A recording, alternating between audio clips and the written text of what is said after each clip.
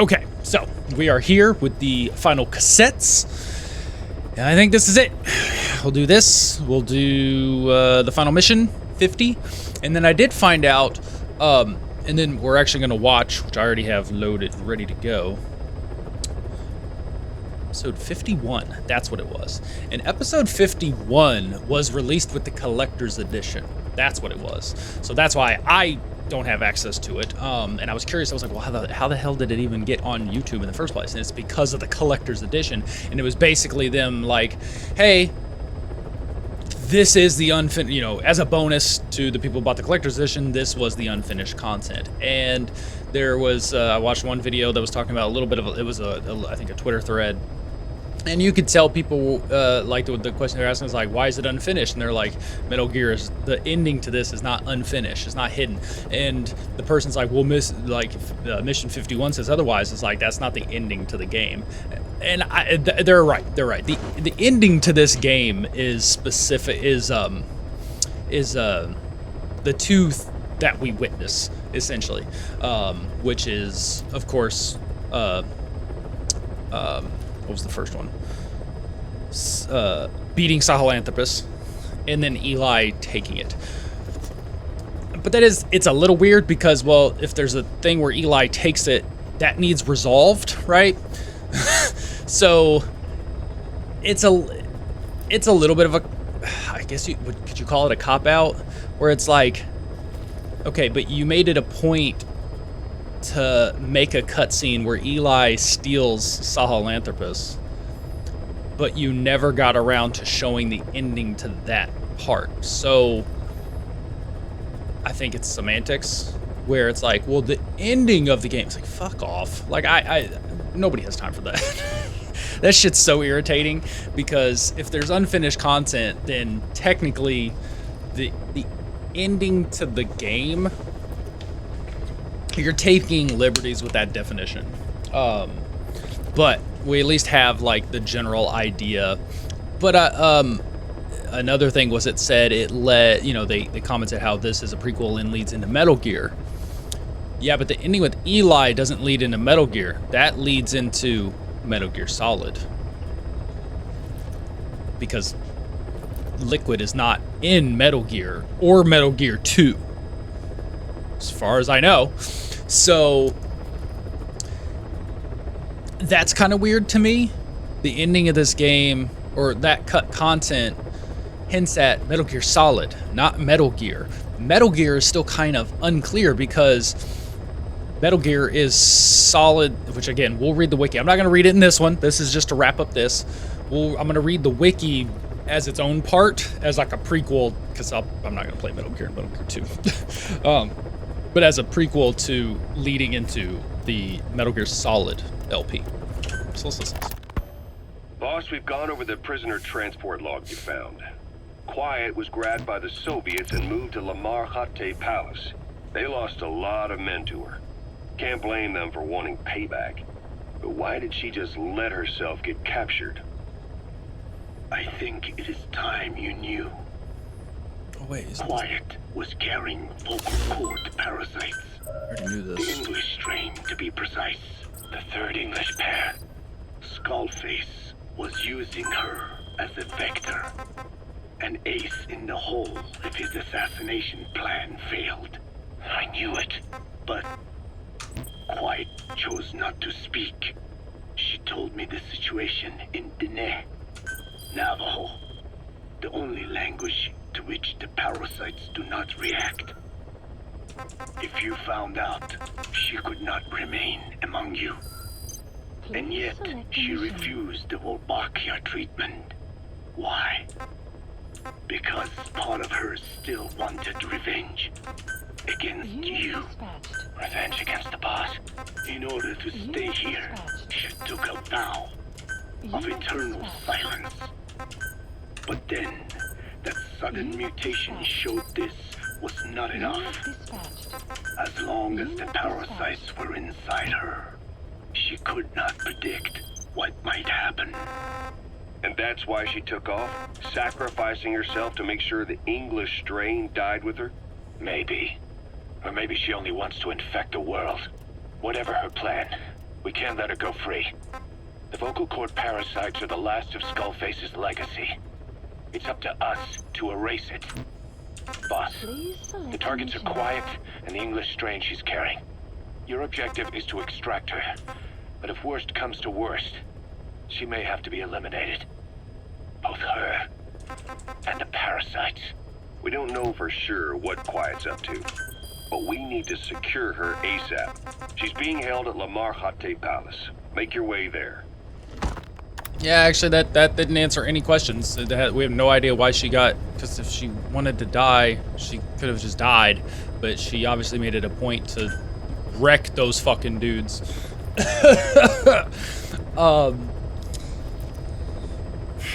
And then she leaves anyways. Oh, is this just... I did not choose to be quiet. I wanted to express my feelings to you. If only we shared a common tongue. This is just the...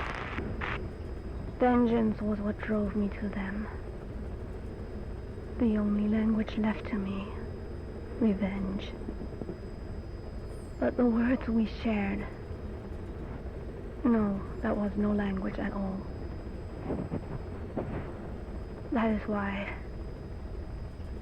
I chose the language of gratitude instead and go back to silence. I am quiet. I am the absence of words. Yeah, because her story would have made more sense if she was one of the original people you took out in Metal Gear, right? But she doesn't stay, so I'm sorry, that shit makes no sense at all. She just... Also, the mental state of a human being where you are... Right, like, she has no relation to Big Boss at all. So she finds Cypher. She's probably just like a spec ops soldier of some kind. Like, I don't even know her backstory because they don't really go into it. It'd be interesting to read that in a wiki. I wouldn't mind reading that. At some point, she finds Cypher. You're Cypher's enemy, therefore you're her enemy, which is dumb. But that's how being a soldier works, right? It's like, oh, hey, we order you to go do this. You get your ass kicked, wake up, or, survive, and you're like, revenge. And you're like, it's like, that dude sent you to kill him. Like, your butt, basically, it's like almost like your butt hurt, you lost, right? Because, like, yeah, they fucking defended themselves. So it's like, whatever. But yeah, to leave, get captured, you say, and then so it sounds like you have a death wish. So it's like maybe you're like, hey, I'm just gonna go take out as many of these people as possible. But if I die in the process, I die in the process. But obviously you don't want to die because you fight back after being captured, and then Boss here comes up, saves you, you guys fight together, and then you leave. What? So, yeah, I'm sorry, that's fucking stupid. It is. That's objectively dumb. So yeah. Please select a mission. All right, here it is. The man who sold the world. Skip the hospital. I already have to pee though. Now we will start.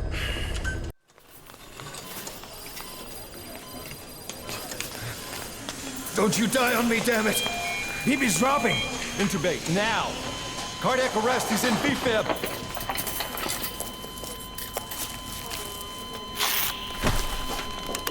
Clear!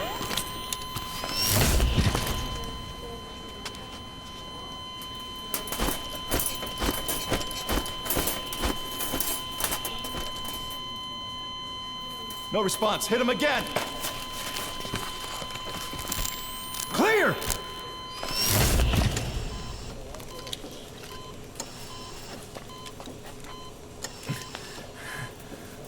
How's he doing?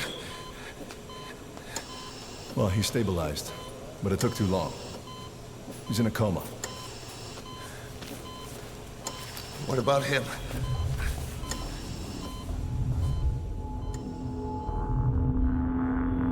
He, took some shrapnel. the head.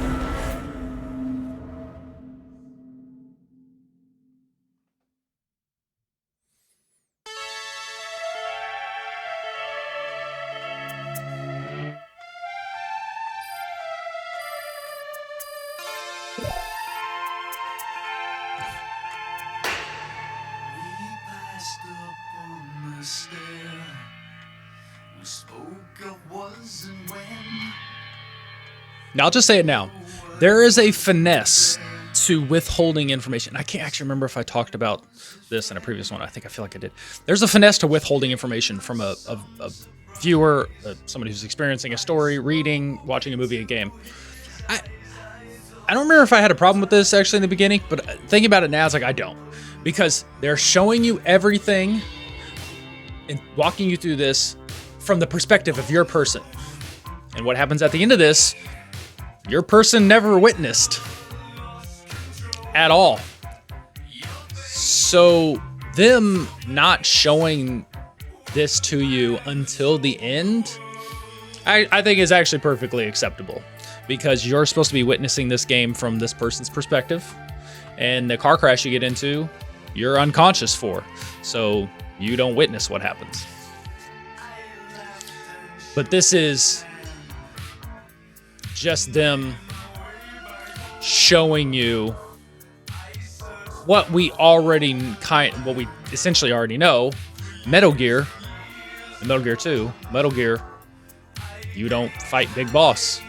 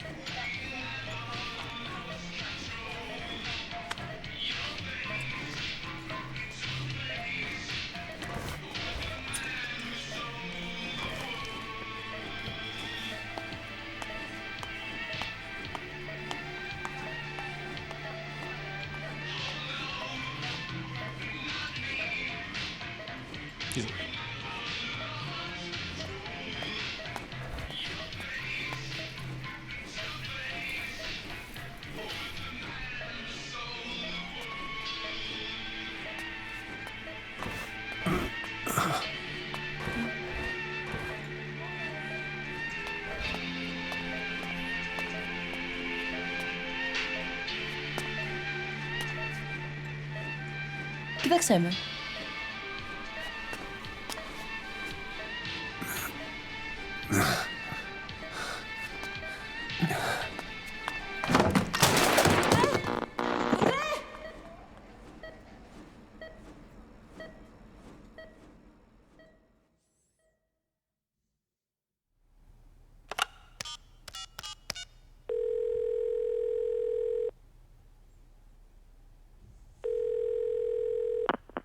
V has come to.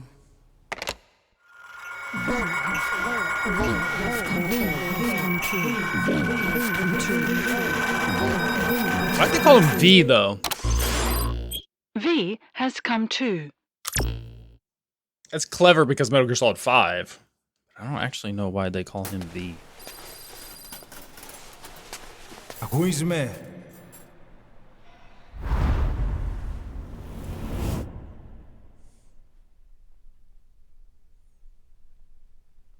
Ακούεις με? V for peace.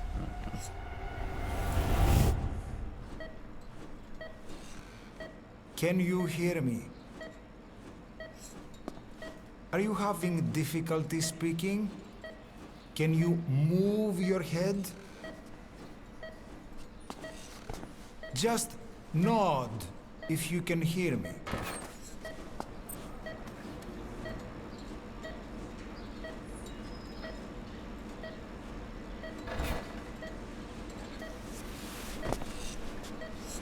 Look up, please.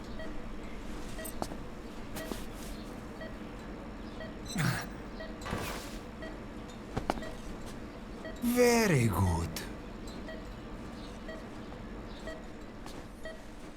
Please try to relax. There is plenty of time. I need to tell you something. Please listen and try not to panic. You've been in a coma for quite some time. Yes, I know. You would like to know how long. I will say the I'm placement of afraid this it's been feels off, though. 9 years.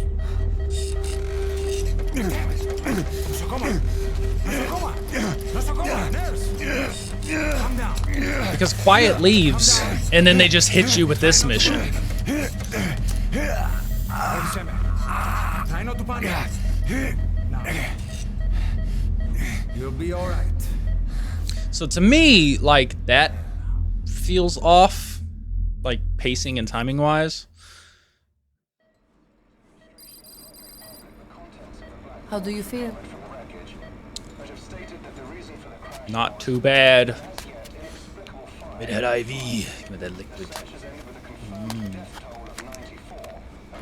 It's been 1 week since you came to. Now, let's try getting you out of that bed. Nurse. Don't worry. You've lost some strength, but we've been maintaining your muscle mass through massages, CPM therapy, and EMS. Now, I need to explain something to you, but you mustn't be alarmed. 9 years ago, you were injured in an explosion. Upon examination, we discovered 108 foreign bodies embedded within you. In addition to shrapnel, we also found fragments of human bone and human teeth. Most of it was removed, but some of the fragments still remain. They are located near your heart and in your skull.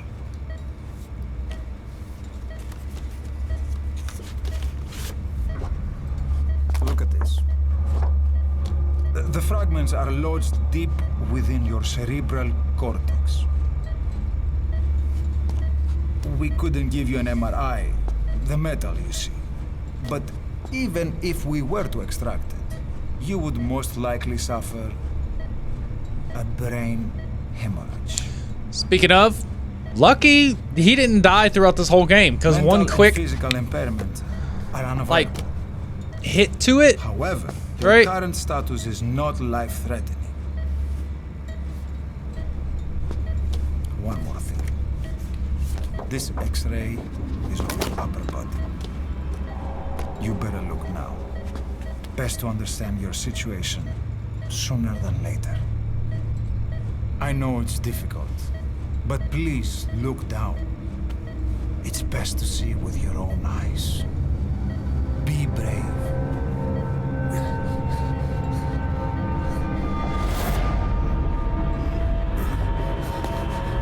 Nosocoma, Grigor, try to calm down. Calm down. Please, calm down. It's gonna be okay. Yes. Calm down. Yes. Yes.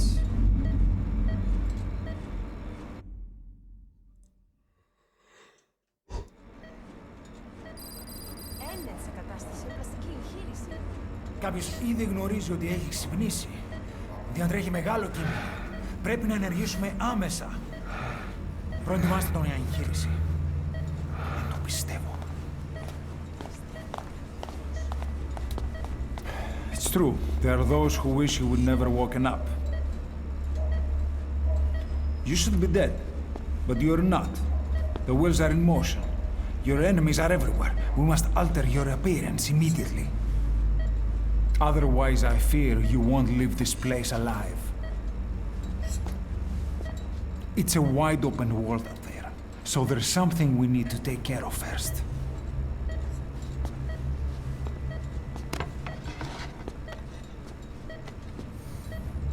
Now this is you, as you've lived until this day.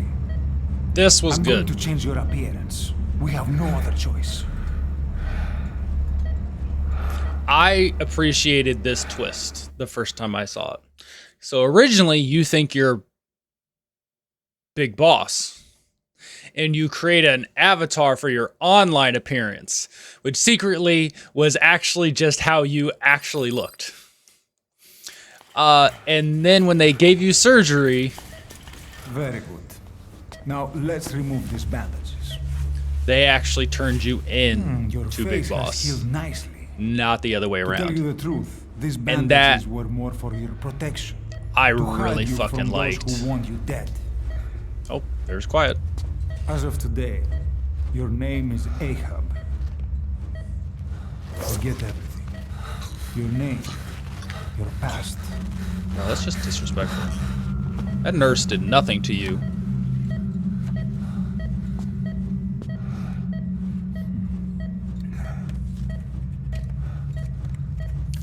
And then you never knew it from the start.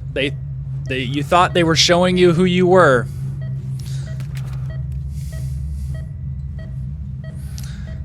And you little did we know that never Big Boss. Oh fuck, I didn't know it actually had my name on there because I said that's even amazing. What did I do last time with it? Now we're Big Everything Boss. feels all right. That's so good. That's it's so good. It's so good. The fact that you created an online avatar, that's how they posed it for your and it's actually what you originally looked like.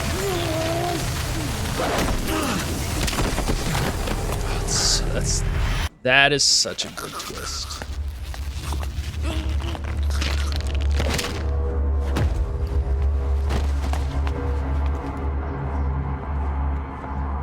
Yeah, see, here she goes.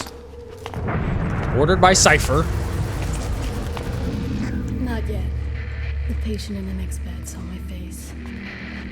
Of course. Consider it done.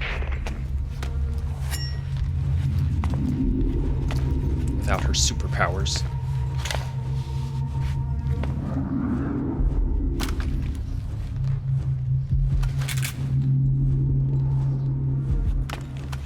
I like how when you do actually equip that XOF outfit on her in the gameplay, she doesn't have that hair. She has her ponytail. Boom! So, if we were never Big Boss in the first place, who's this gentleman who's been also waiting here 9 years for you to wake up? You were such a good friend to this dude.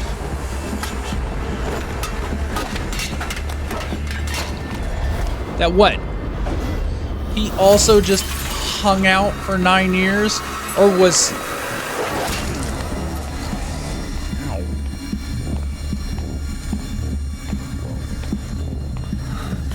Or was he out and about and then like after you woke up he was like, oh shit, and then came back to the hospital? Like, that's unclear. Was he, whether or not he just chilled in the hospital for 9 years waiting for you to wake up? So does that mean we're better friends than him and Kaz? I doubt that. That's Big Boss, by the way.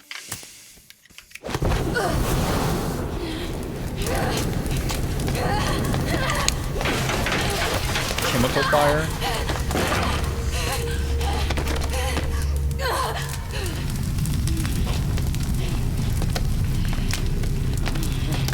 Oh.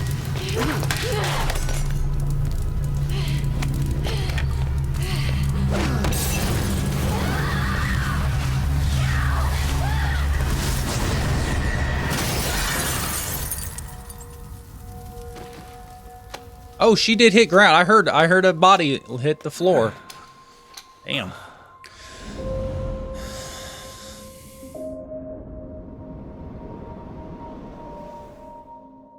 Okay, have time to go.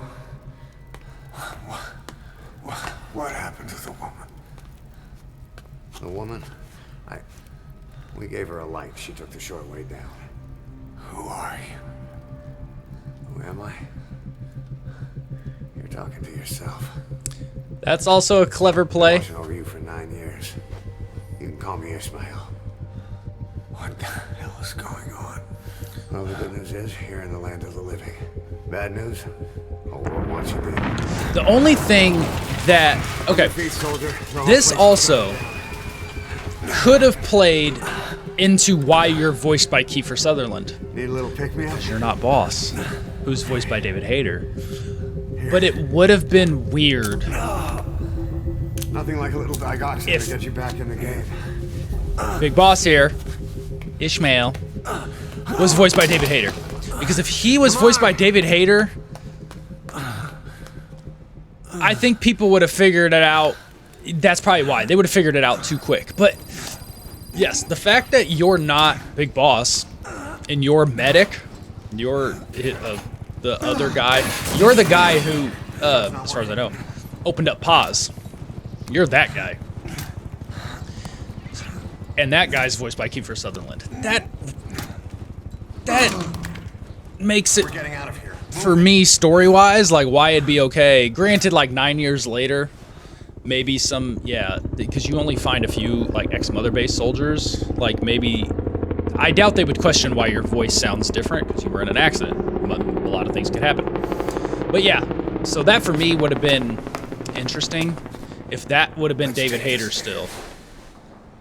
And you would have been Kiefer Sutherland. Oh, man.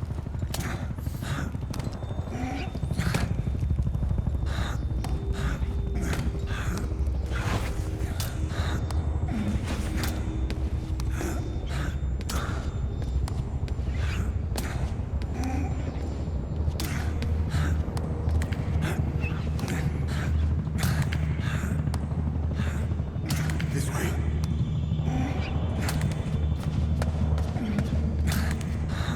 Also, yeah, there was never a man on fire fight really. Like you know, whatever. A couple times you ran into him, but I don't know. The man on fire seems kind of like a weak story point. Like the whole point of this game though is revenge. Skullface was all about revenge. Even Code Talker was about revenge at some point. Cypher's always been about getting back at you. Quiet has a revenge story. Kaz has revenge. Ocelot's the only person not out for revenge, by the way. So, okay, the whole thing is about revenge, but that felt a little weak. Volgin coming back when he's not that substantial. He's just there to like cause you to sweat a little bit, but when you find out and that's it, and you're like, oh. What the hell is that? And you don't really like. There's that one after you find all the experiments, right? There's that one fight.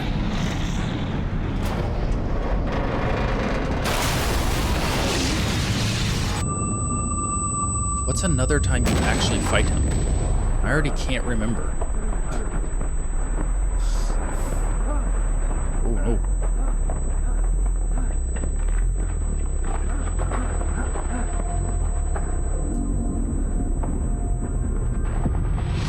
So yeah, the whole there's a lot of revenge stories, but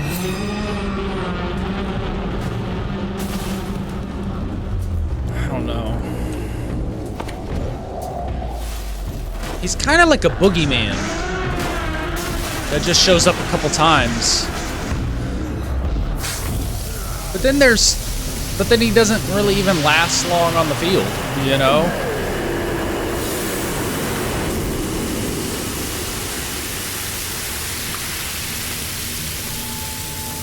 So yeah, it was just an interesting, and see, he just straight up disappeared. You're like, so it's very unclear.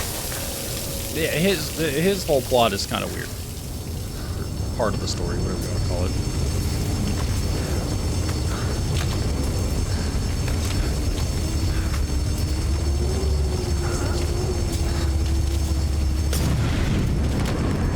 Calm down. You can do this. This way, hurry.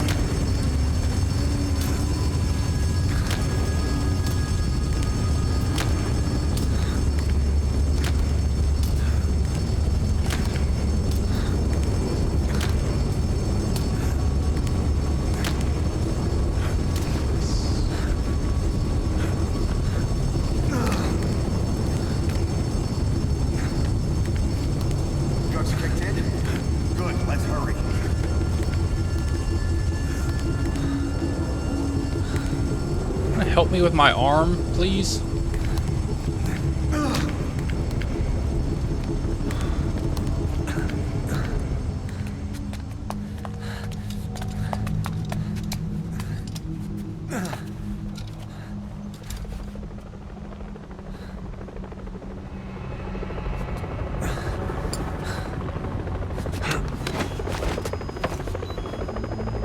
Hold up, let's fix this.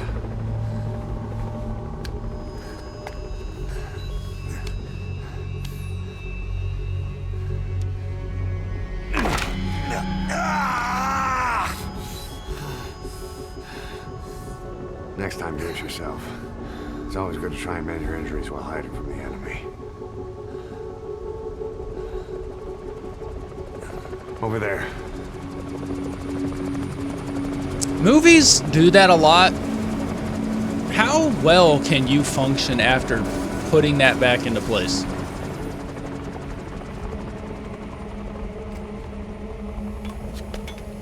I've never looked it up.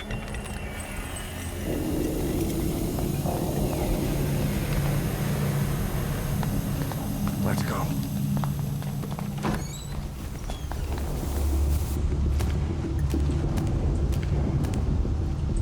This way, hurry.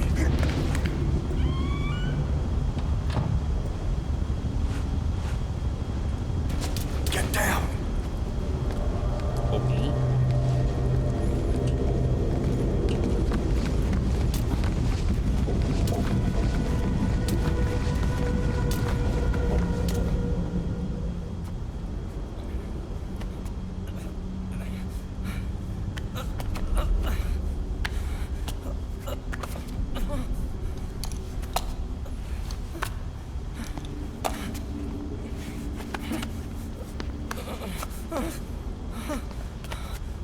Help me, please. Is that Yuri Lowenthal?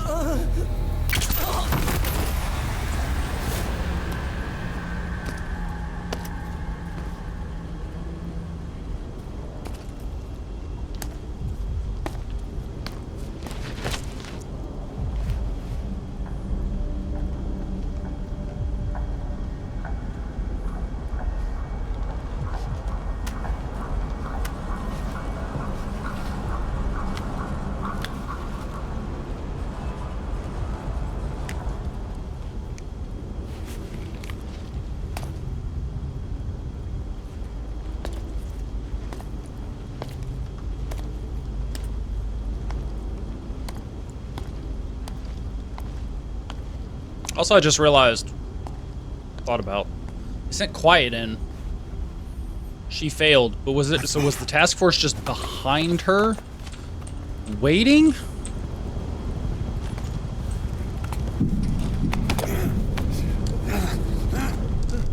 Help me.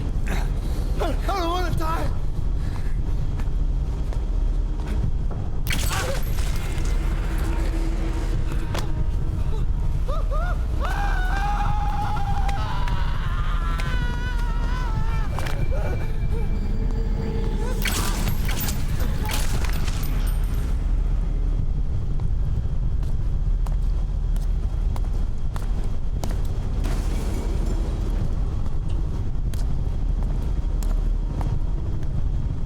A bed is also only so wide, you're lucky your feet weren't poking out.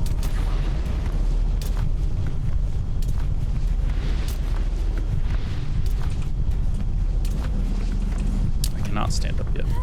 Here! Over here!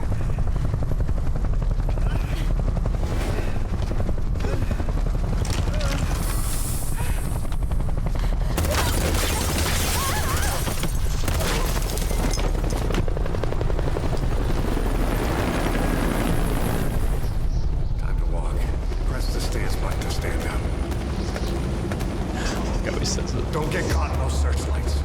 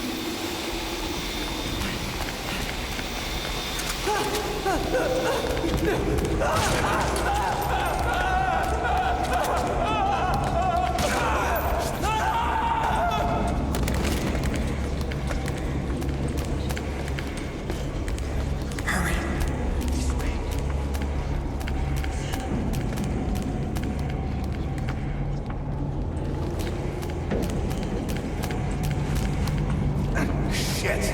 It's ugly down there. Turn back.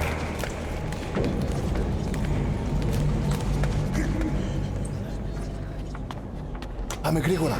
Come on. Σας παρακαλώ, τι συμβαίνει? Δεν βλέπω τίποτα. Δεν μιλάει κανένας, θα με σκοτώσουνε. Ναι, τον είδα πριν λίγο. What's happening out there? It's all right. We'll be okay. Can't see what's happening. Do you hear that? What's going on out there? Hey! Oh, πρόσεχε! Hey! Hey! Hey! I can't see what's happening. What is that? What's happening out there? Does anybody know? Hey! We should be okay. Do you hear them coming? Oh, really?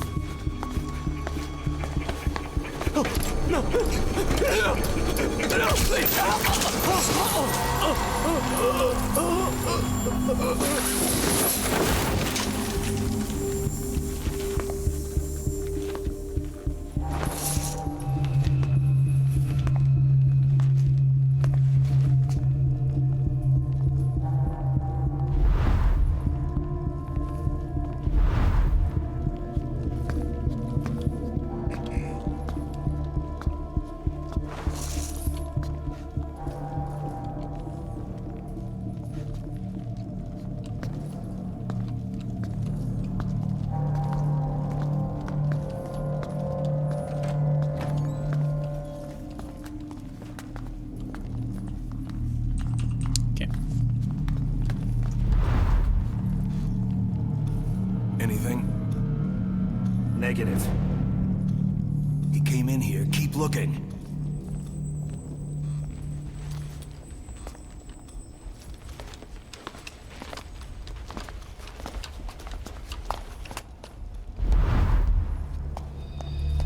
This way.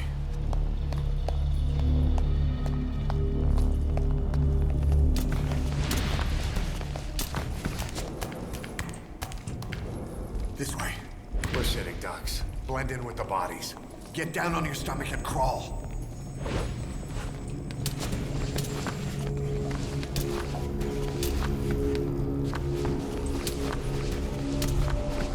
If you move, we're done for. Play dead.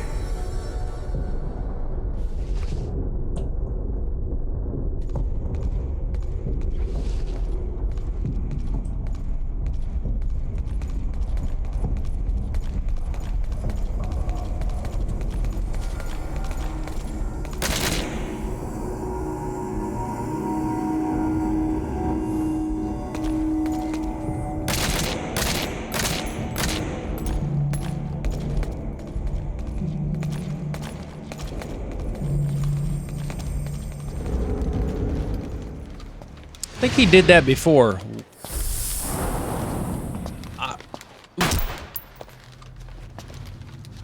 Splash damage. If you fire that off, you're killing all of us.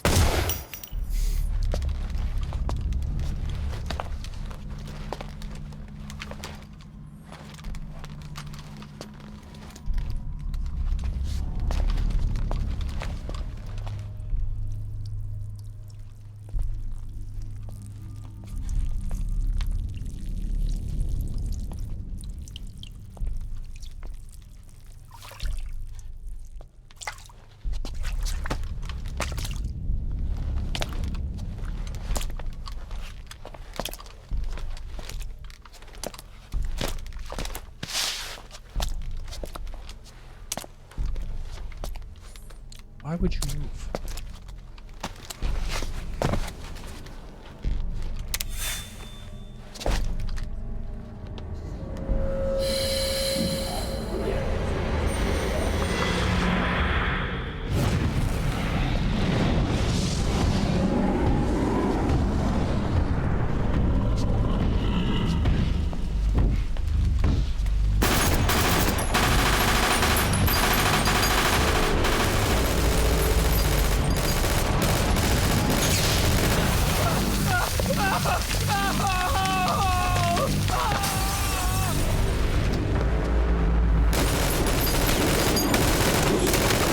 If you should ever find yourself in a ball of fire, jump out the nearest window.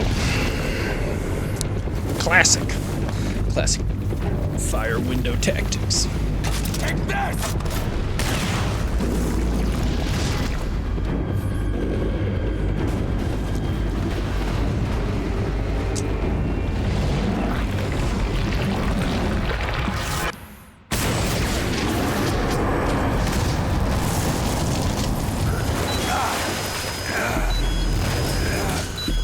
What happened?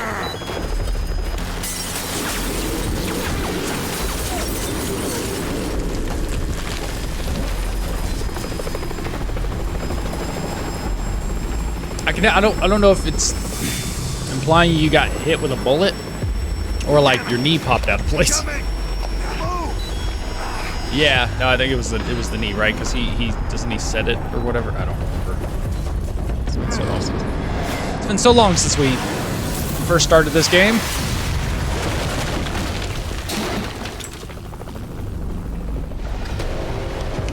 But I would imagine that'd be very possible. Your joints would be hella weak, very easily poppable.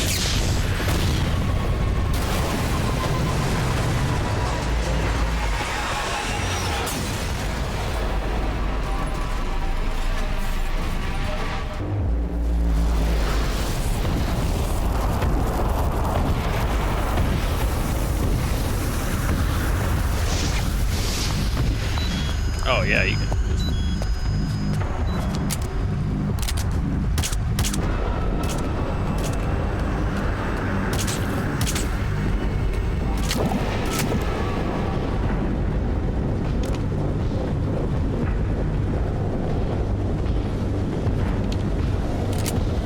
Does this work? Has it been done in in Mythbusters or one of those types of shows where they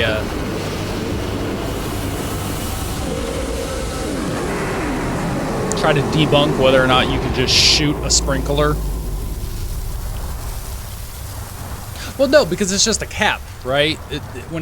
however the sensor works when it senses fire, right, or heat or whatever, sets it off, pops the cap. Yeah, this I forgot to. You better stop and treat that injury.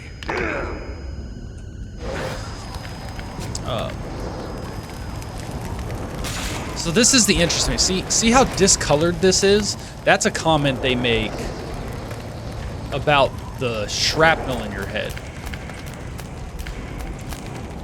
We'll have to take the stairs down. Because that almost looks like a weird way Japan would censor blood, but this is released in America and there's blood all over this game, so that's not the case. So it's interesting why they chose to have a slight discoloration there. But yeah, if you just shoot off that little cap, that makes sense. Like, it's not like he set off the entire sprinkler system, right? He just set off that one that they needed. So that's probably very possible.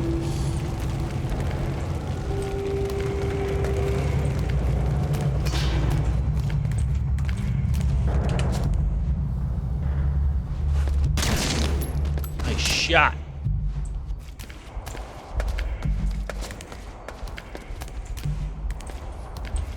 They usually travel in couples.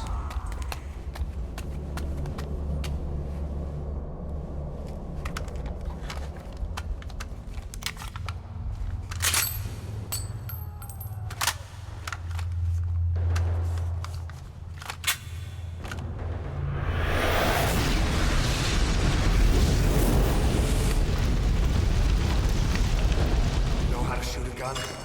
Hold down the aim button to aim. Then press the attack button to fire. Destroy it.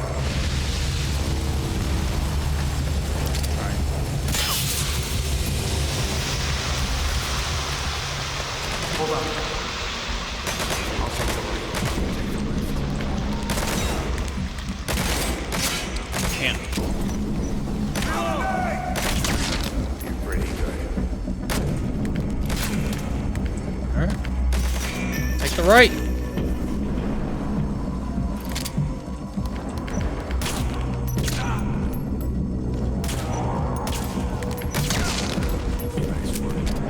Let's go. Whatever.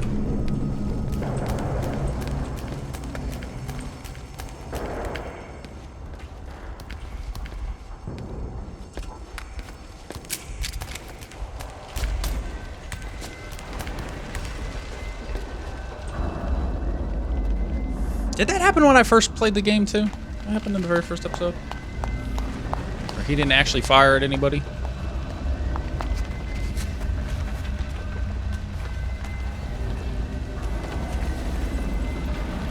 I remember seeing something about actually firing at the man on fire for this one scene too.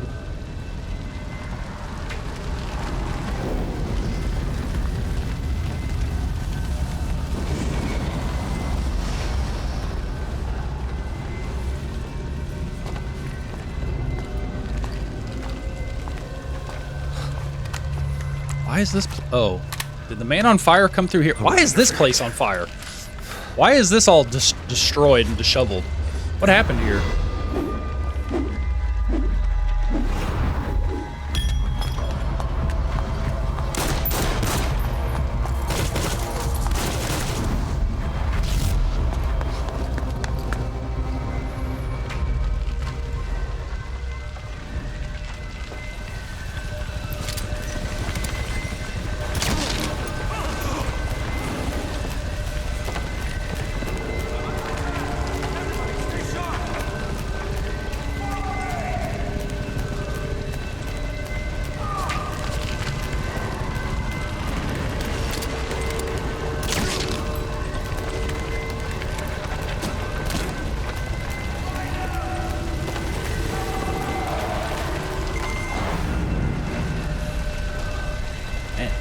That's why he's big boss.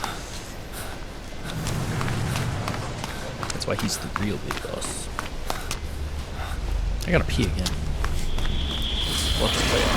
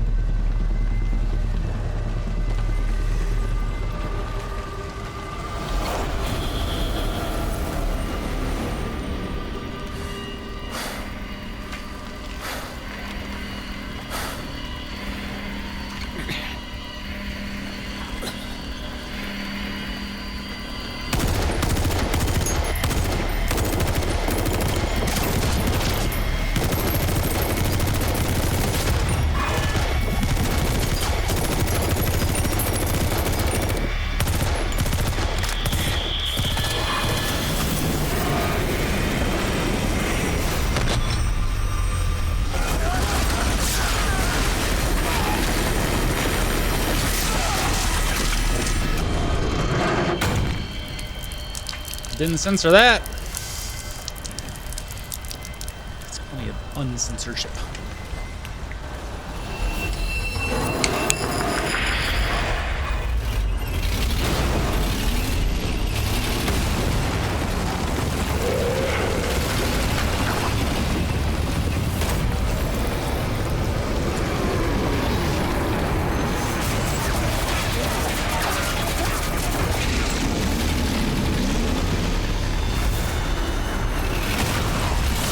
Yeah, and that's the only like real backstory. They're even making it a point to say this is how Psychomantis and Eli met, right? That's kind of the only notable story beat in this game that connects the future games, right? So, you know, Psychomantis was fueling the Man on Fire, Volgan's rage, and then you find Eli, and that's how they meet. That's it.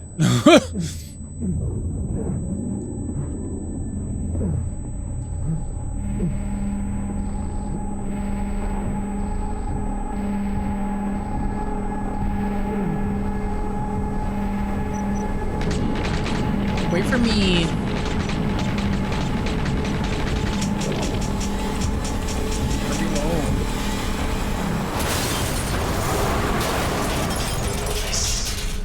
Thank you. Much appreciated. Get in!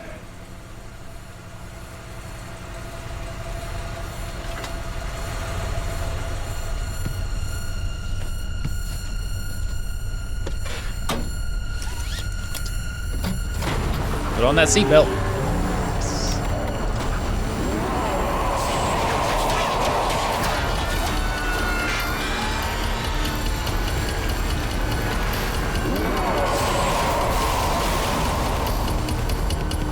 Man, the poor authorities, they're just coming out over there. They're just coming to help out. Get attacked by a man on fire. Just a road, bitch.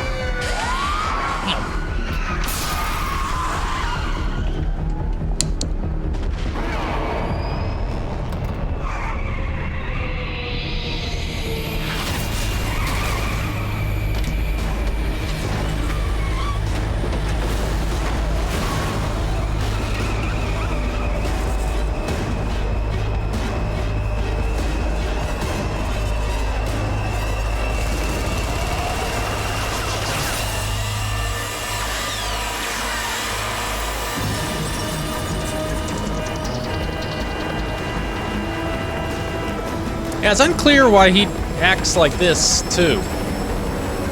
'Cause he didn't get hit. Or it didn't sound like he got hit, you know.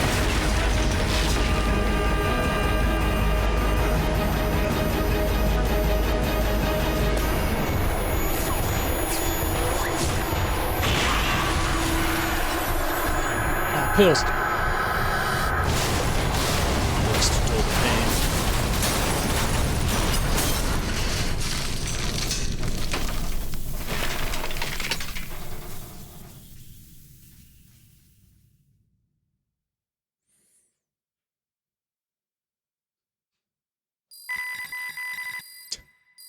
Yes, thank you.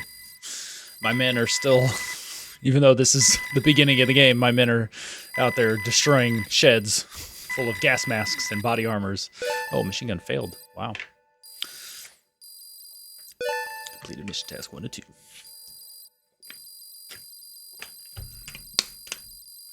Yes, it's fine. Oh my god. Oh no, fighting has broken out amongst staff that don't exist yet.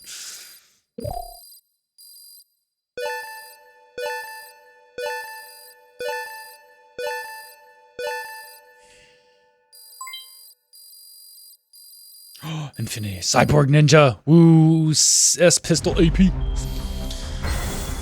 Okay, we made it. I probably could have skipped every one of those cutscenes because it didn't add anything, but It's a full play.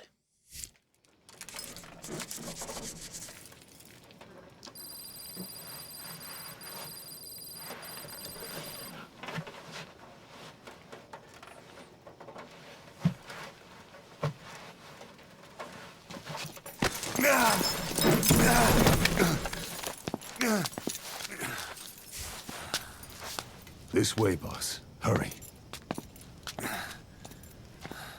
And this is why he wasn't in the ambulance when we woke up.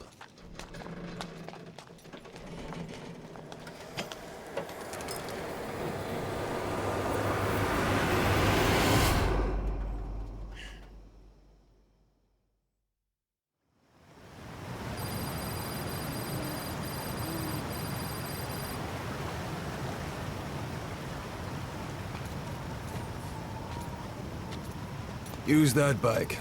It's tuned up and ready to go. Leather jacket.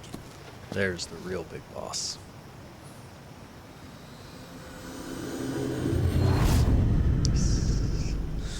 Is that Eva's? I'll handle the rest. Here.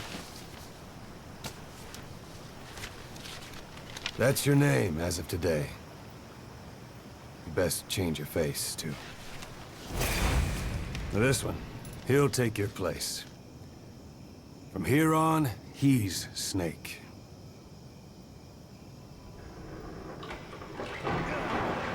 He believes it, too. My very own Phantom, huh?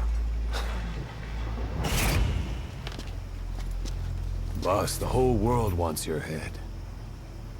Don't worry, he can handle it. Move now, quickly. Aren't you forgetting something?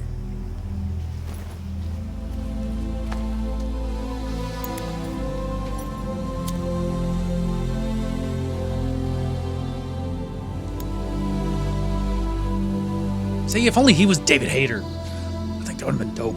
Just bring him back for this, because then it wouldn't make sense. We'll meet again. Right. Will we? Will they? It's unclear.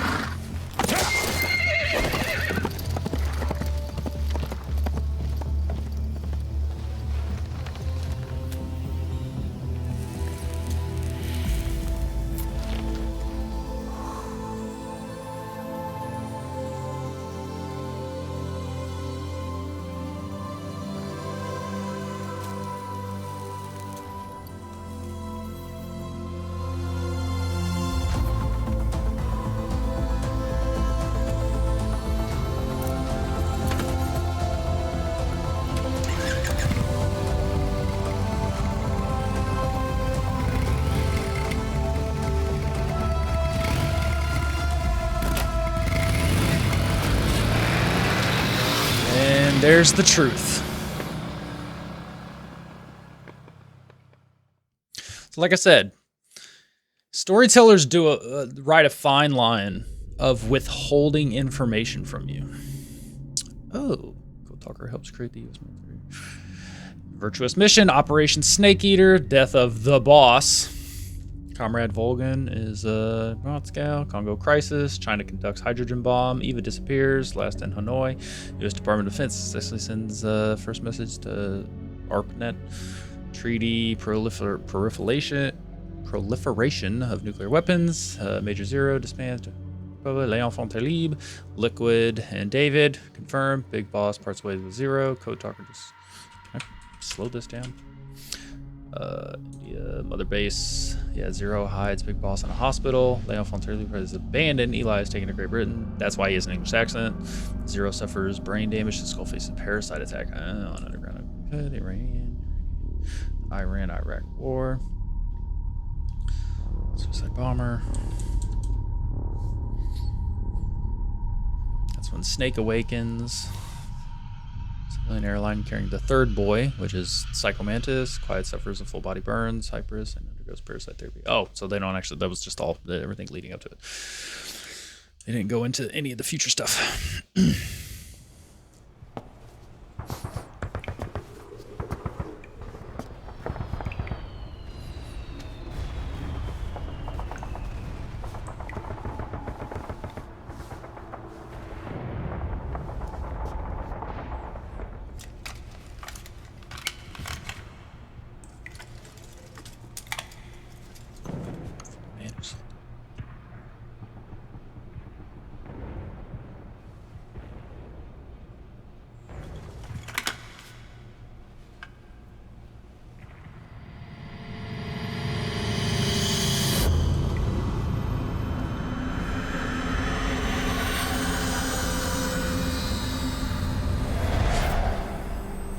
time for anesthetic. We have to open her now.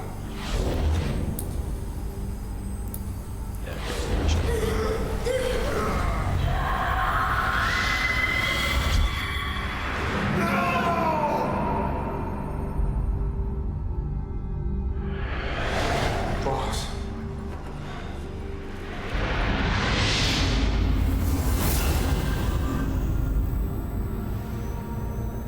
Now that's what they withheld from you in Ground Zeroes. Was you jumping in front of him.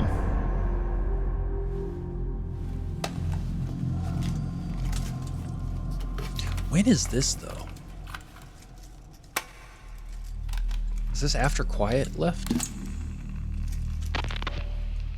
Now do you remember who you are? What you were meant to do?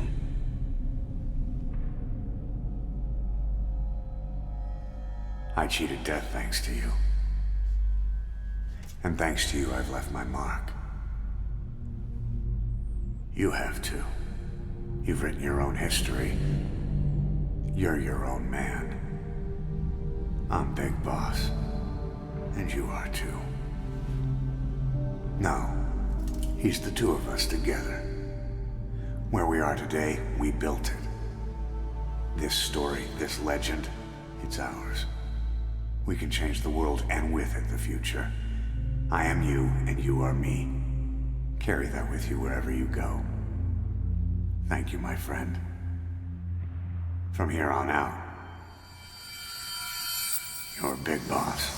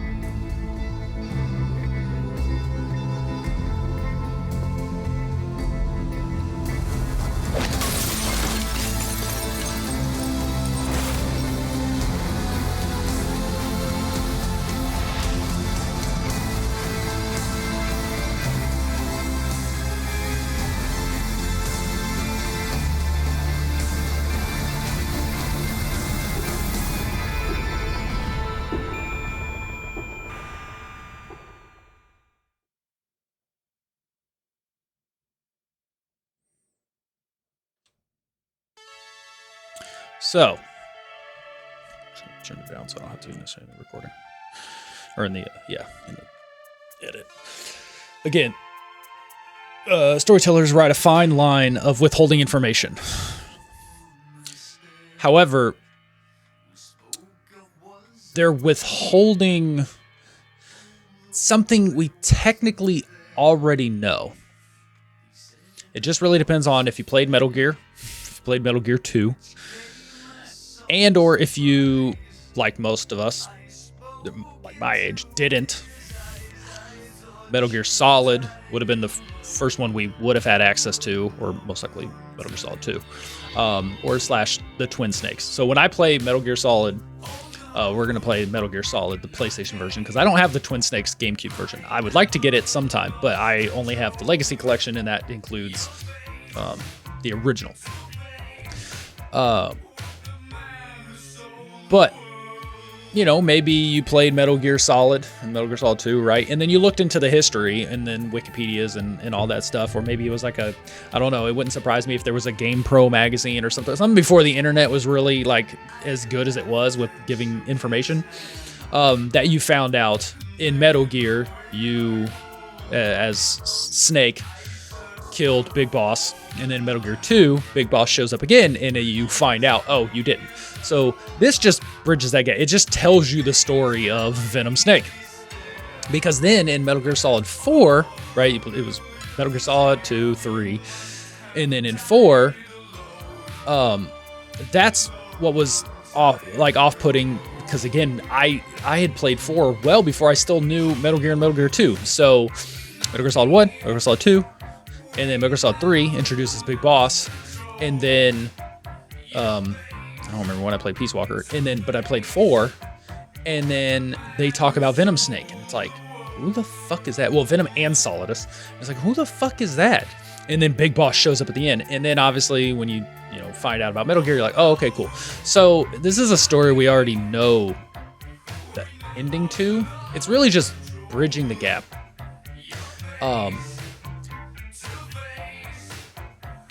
But with the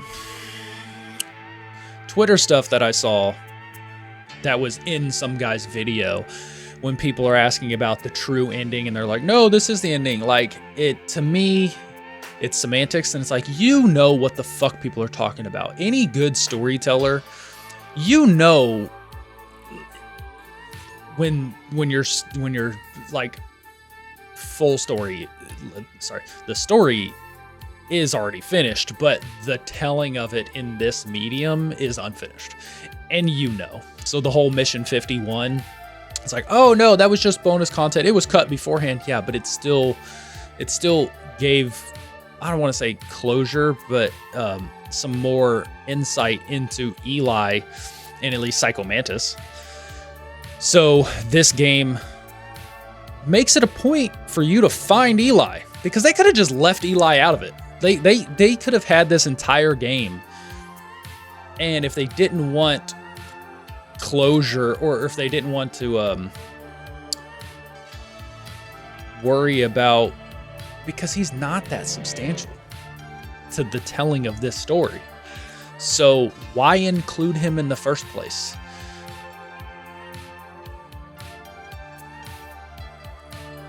But we're talking about, what Kojima wants versus what like the Konami official or whatever Twitter it was. So anyways, I'm sure Kojima probably did want to give fans that, but they could as well just left him out, because or maybe that's also why, because actually I don't even remember that. It'll be interesting to see who creates the Metal Gear in Metal Gear Solid. Is it Liquid? Because it would make sense that if this is the when Liquid first encountered a Metal Gear, that's what gave him the idea to make it in the future. But this game doesn't bridge the gap between this and Metal Gear. This is just telling you an aspect of the bad guy from Metal Gear's story, and that's an interesting thing too, which again won't do in this part. That'll be a prequel episode to Metal Gear Solid, where we'll just go through the wiki. But yeah, it's like, okay, cool. It is telling you Venom Snake's story, which is involving the parasites, another Metal Gear. But in a way, this game stands all on its own, and you could have just not had Eli, not had Psycho Mantis, and not had Volgin, and the game would play out the same. You'd have to find a way to have the whole hospital scene and all that stuff, and the whole theme of revenge, like, okay, cool. But if your ultimate goal is to bridge the gap, that's the key.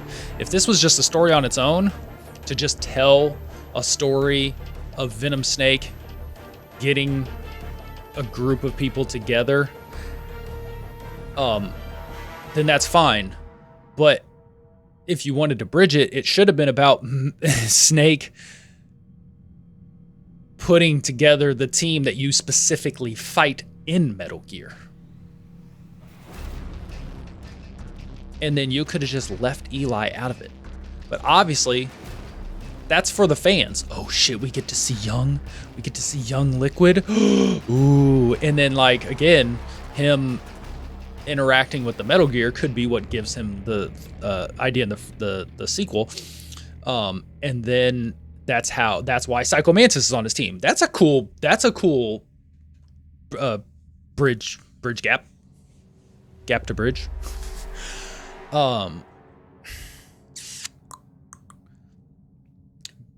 But other than that, it's just another story. It does, at least the main thing it does tell you is how they handed it off to Venom, right?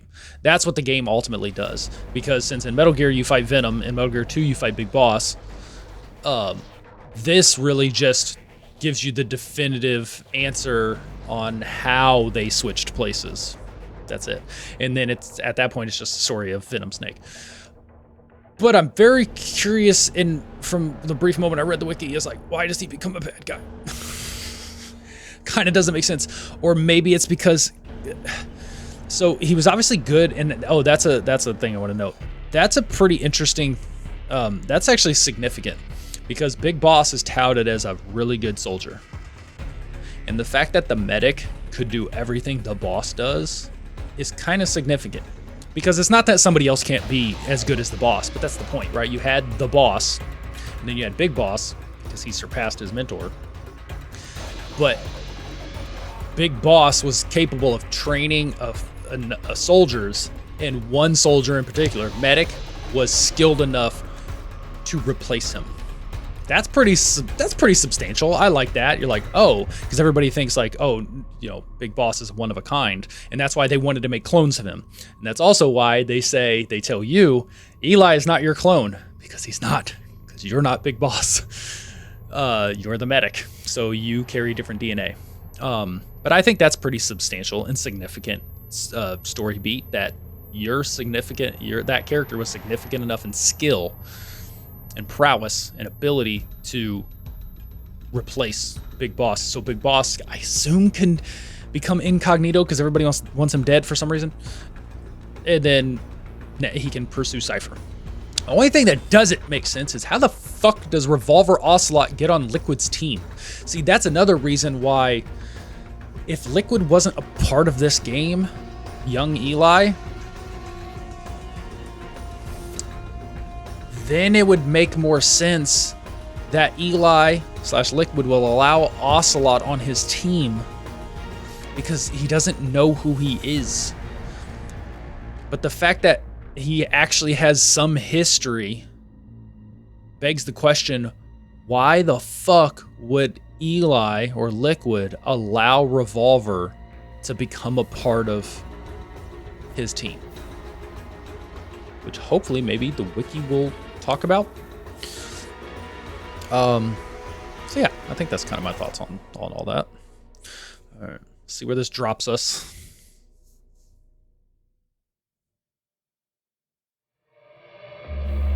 Here we go. Outer Heaven. Okay. Is this when Diamond Dogs becomes Outer Heaven? Okay, and I can do this. I can't actually pause. We got Olympics, game boycotted. Okay, Eli establishes his Kingdom of the Flies in Africa. See, in Africa is where he took Sahelanthropus, which we'll see in the unfinished cutscene. Gorbachev, war begins. Soviet complete war. Fall of the Berlin Wall. Cool. Gulf War begins. Liquid and Solid are sent to the battlefield. 1991. I was born. Liquid and Solid are sent to the battlefield. What the fuck does that mean?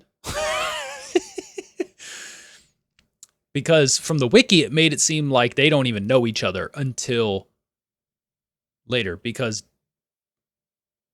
Solid... Yeah, so again, I'm curious to see what happens there. But it doesn't take long. So they're just, boom, formation of Taliban, blah, blah, blah. While commanding Special Forces, okay, 95. While commanding Special Forces Unit Foxhound from a position in the U.S. military, Big Boss establishes the fortified military. Oh, okay. While commanding Special Forces Unit Foxhound. So he just all of a sudden, does he turn Diamond Dogs into Foxhound? because Foxhound isn't a thing anymore since the boss. So from a position of the U.S. military, Big Boss establishes the fortified military nation, so Outer Heaven in South Africa. The Outer Heaven uprising occurs, but is squashed by Solid Snake. So Outer Heaven uprising. And who kills Big Boss's phantom? Interesting. So Big Boss / Venom Snake establishes Outer Heaven. But then there's an uprising that's... See, and that's what I'm wondering. It's like, does your guy just become a bad guy at some point? And then, yeah, Solid Snake is sent in and squashes it, which is Metal Gear. Okay.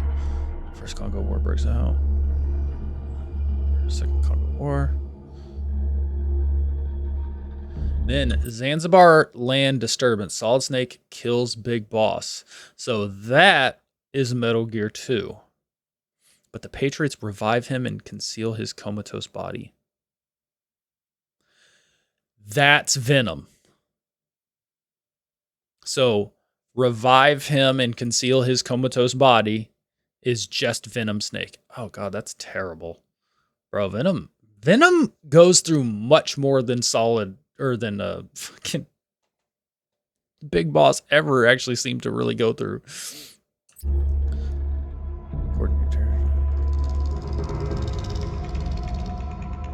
Camp X-Ray.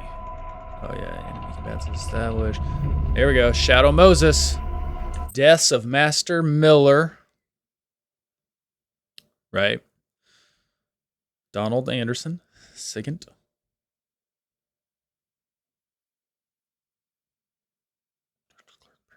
Wait.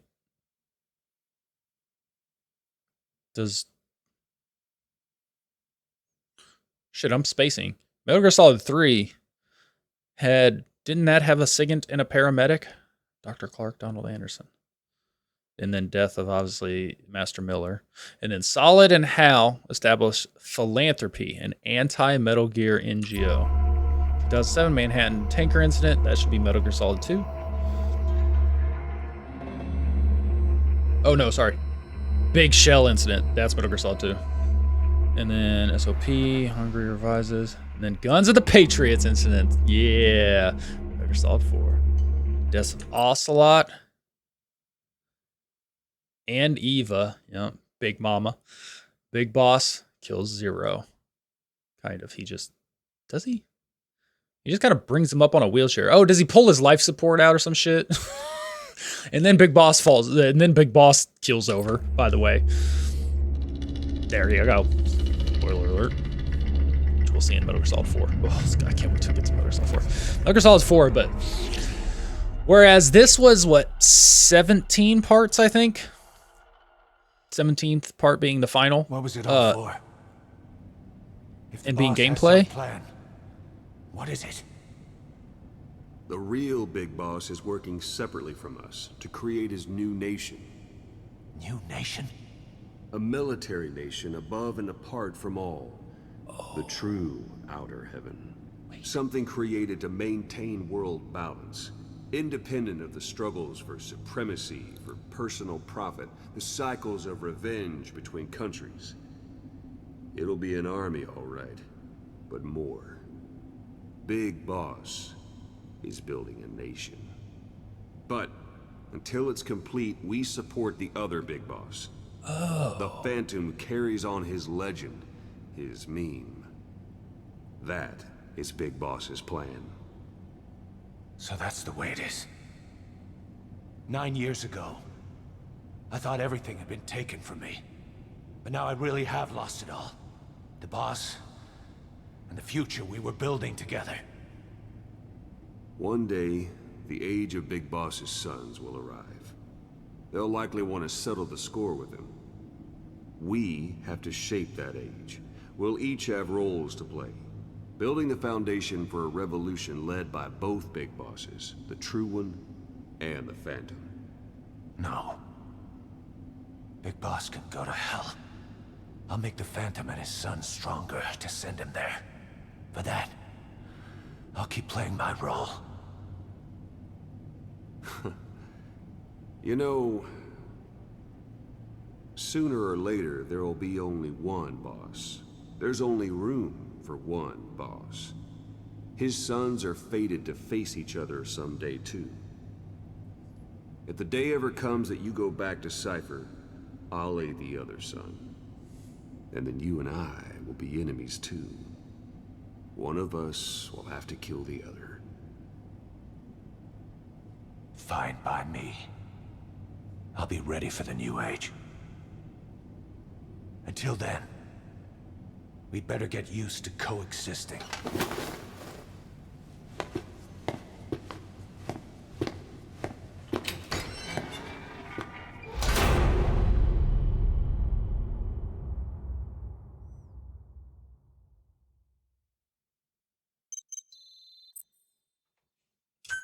Okay.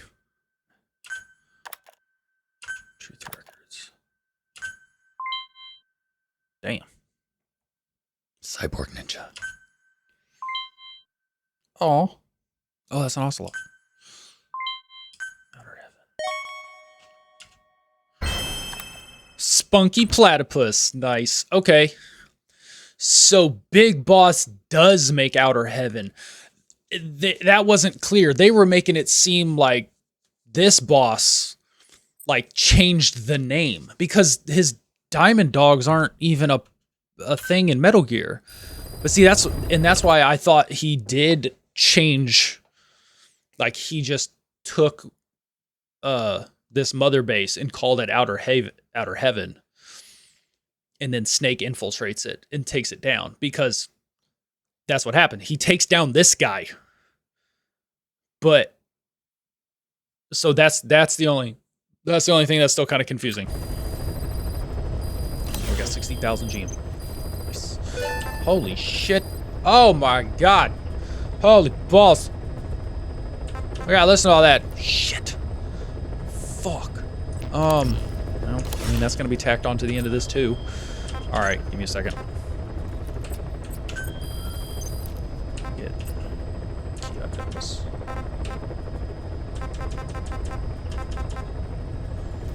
I can get a leather jacket. Cyborg Ninja uniform. Nice. Star of Bethlehem, Infinity Bandana.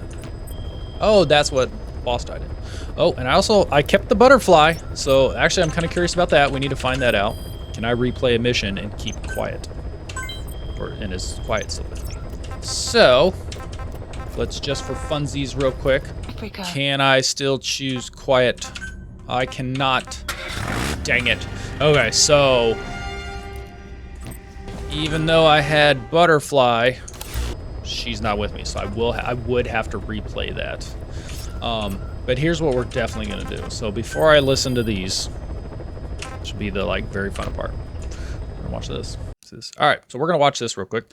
This is the unfinished.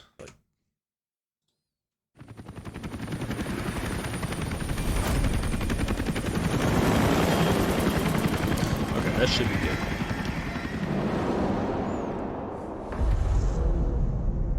Boss, about Eli and his boys. You know where they went? We're still working on it, but the chopper pilot they had fly them out of here is back. And? He said once Sahelanthropus and the chopper got out to sea, they split up and headed in different directions. The chopper headed straight for Africa. They made it about 50 miles inland before running out of fuel. The kids used vines and duct tape to tie the pilot to his seat before they disappeared. He was almost dead from dehydration when the medics found him. They left him alive on purpose. Yeah, they're calling us out. They want to settle this. The intel team are using the direction Sahelanthropus headed and the direction the kids took off in to narrow down the search area. And with Hewick helping out, it won't be long before we know where Eli is. There's just one thing that bothers me. What's that? Apparently there are already men going around the nearby villages asking for witnesses of the giant in the sky. Damn it. Already? It's clearly business as usual for Cypher, even with Skullface gone. They must have been dying to get Sahelanthropus back ever since Afghanistan. And if they beat us to it, they'll be getting more than that. Eli's carrying the English strain of the vocal cord parasite. And that's interesting. We tracked down Eli and his men. They've spread the parasite across the island. It won't affect you if your voice hasn't broken, so they're safe, for now. Eli's driven all the adults off the island. Recess is officially in session. His own version of Lord of the Flies, only instead of a pig's head, Sahelanthropus. And it's swarming with something worse than flies. They presented one demand in exchange for the nuke. Big Boss's body. Those kids have got a lot to learn. Okay, boss. The objective is to recover Sahelanthropus and the children, Eli included. Once you're in the air, we'll hit the island with napalm. Can't let those things spread. It gets worse. Here's the tape from when Eli took off. Where is he? I told you, your father's not here. They're back. His voice is starting to change, meaning he's almost a man. So if he's carrying the English language strain, well, if he starts showing symptoms, it's over. Litter with dead ex-soldiers and booby traps. Snake carefully avoids, makes his way to the center of the island. Characters, max background models, animation effects, functions and represent incomplete assets. 30% complete. So let's presume you have another fight with Metal Gear.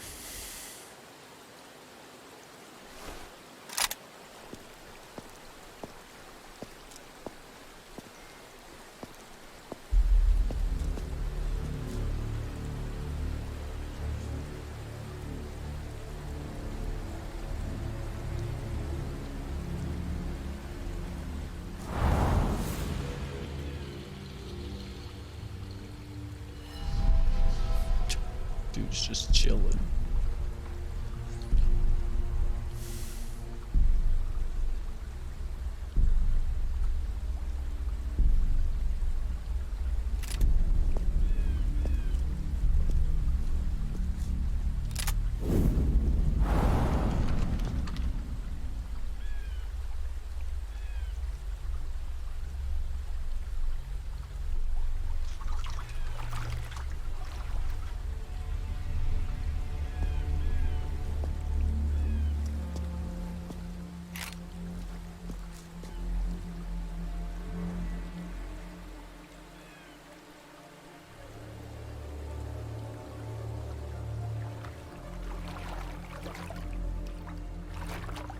Motherfucker's holding LMGs sideways?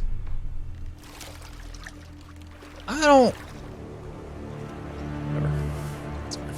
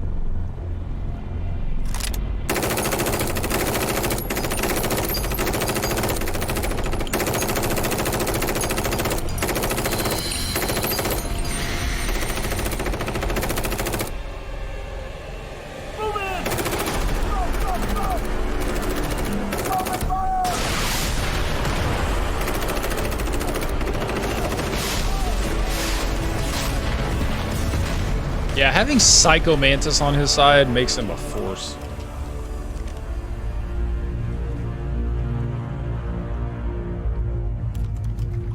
Not that helpful in Metal Gear Solid, though.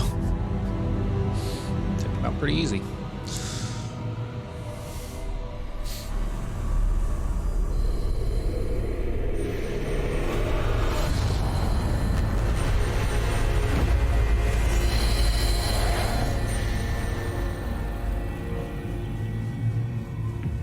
This is where I'll give a speech, Father. I'm going to get into this mech now.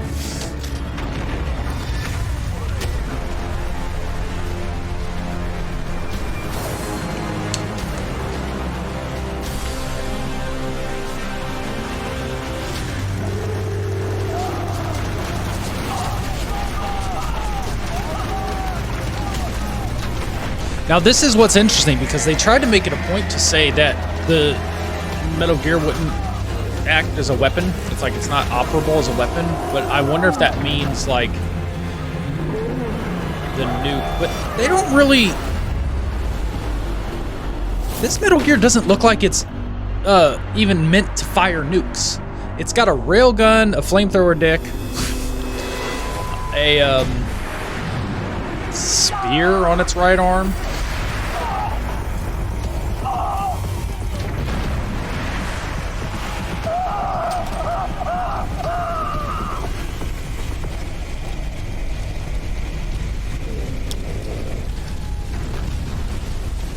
But if it's less operable,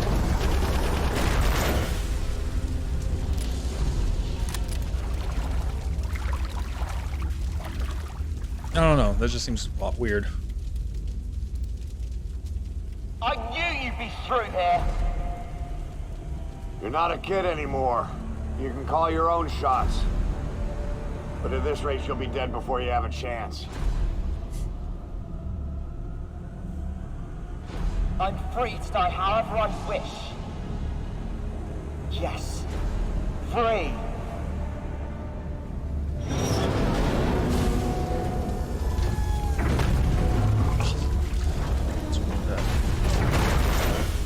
You don't get the last word, Father.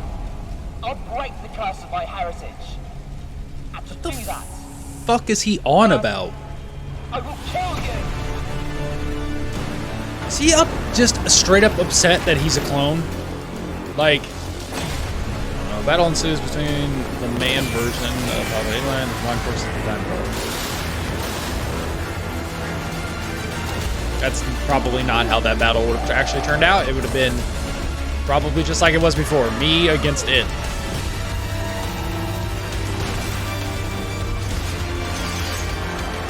That looks like a dope battle, but probably would not have been at all. Yes, of course, he's finally defeated. And we took Metal Gear back. Once more.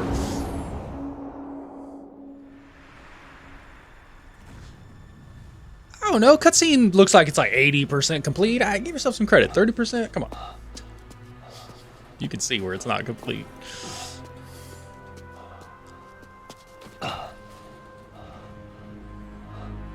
I took it out with this simple machine gun that I've had since the start.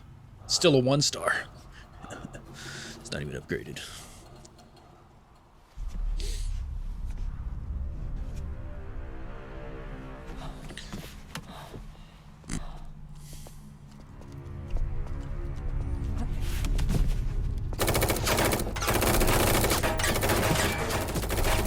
Oh, y'all can't hit shit.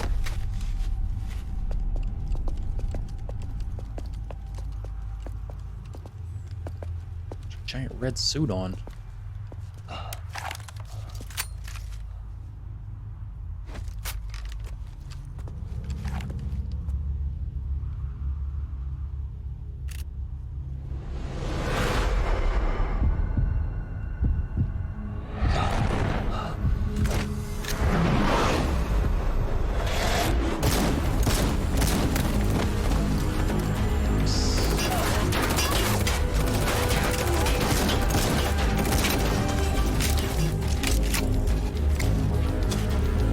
Oh no, throw it back! Quick, RB!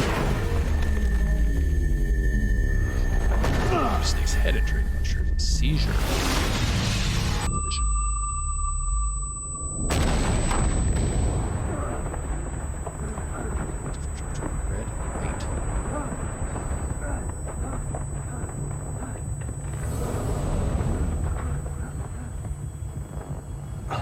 Okay, that's fine.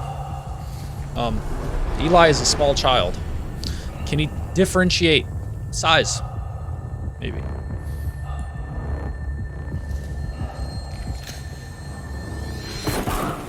Oh.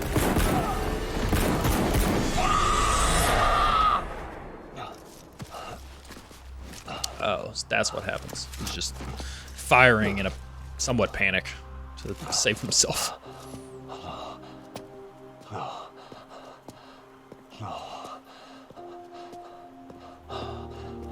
That's not bad. Yeah, but we know he survives. Shit like this is hard when you know. It's like, yeah, but no, we know he lives. Goes on to become an asshole.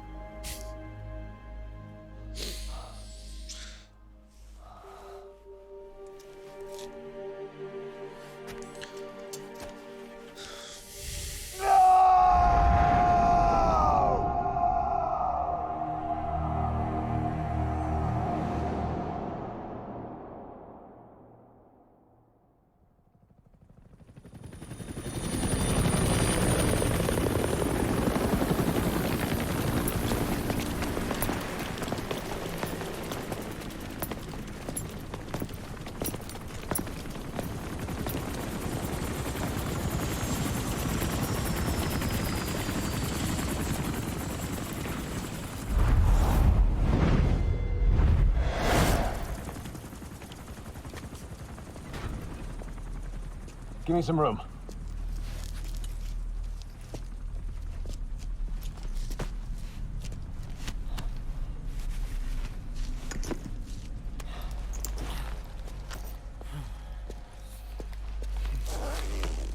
I think when they speak, their mouth doesn't move. They'll be all right. The vest took the bullet. Get him on the chopper. We'll patch him up at base.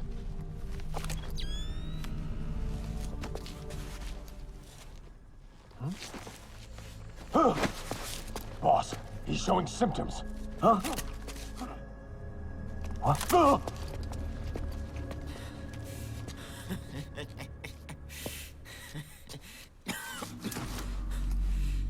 I was created by Cypher. And I was the flaw. My fate was written in my genes. I'm the loser. You. All because of you. I'm not me. I'm just a copy of you. Yeah, that's correct. Get over it, bitch. Also, you're technically a super soldier. Destroy my father. Destroy you. I'll kill all of Cypher. I'll destroy your precious world. Dude, that kid. Code Red, we need to go fast. How's it going over there? There's nothing you can do for him now. Island's completely contaminated. Orders are to use napalm to sanitize. Sanitize every square inch. Prepare to drop.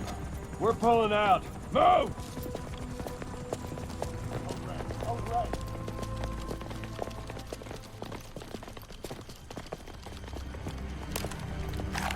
Live. Live.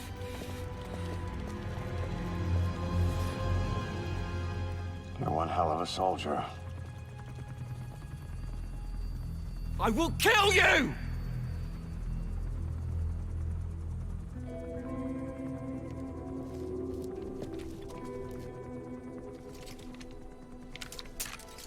That's right. Don't blame yourself. Blame me.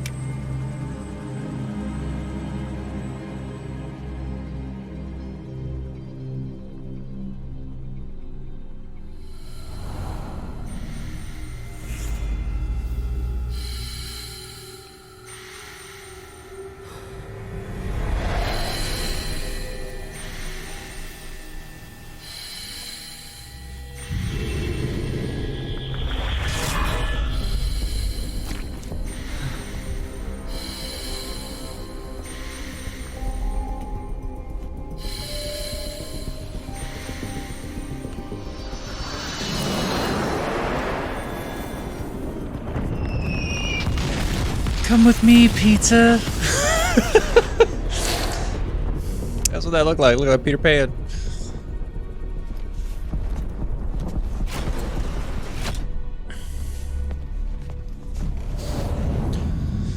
Demon. So,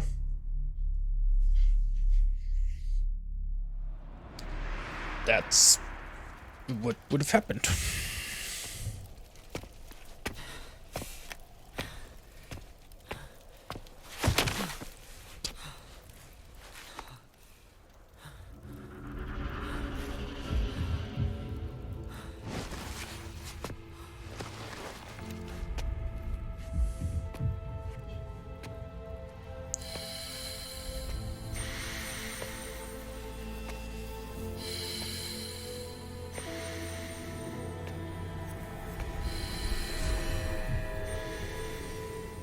Nice. Not yet. It's not over yet. So yeah, that's all it would have done. It would have just bridged that gap and just like introducing Eli. So like this game could have easily stood without Eli, no problem.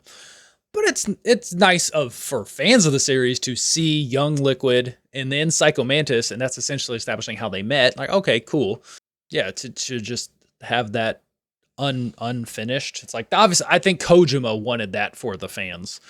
But yeah, so everything I said earlier still stands. It's like this doesn't it's just Venom's story. That's it. How he came to amass an army. When I get back around to it, the next thing in the Metal Gear series will be the wiki. I'll have it all kind of ready to go. Well, also, my bad. I will tack it at the end of this. I'm not going to record it right now, at least at the time of this. I will tag it on the end. I'll listen to the cassettes, but that's essentially it for this, other than those cassettes.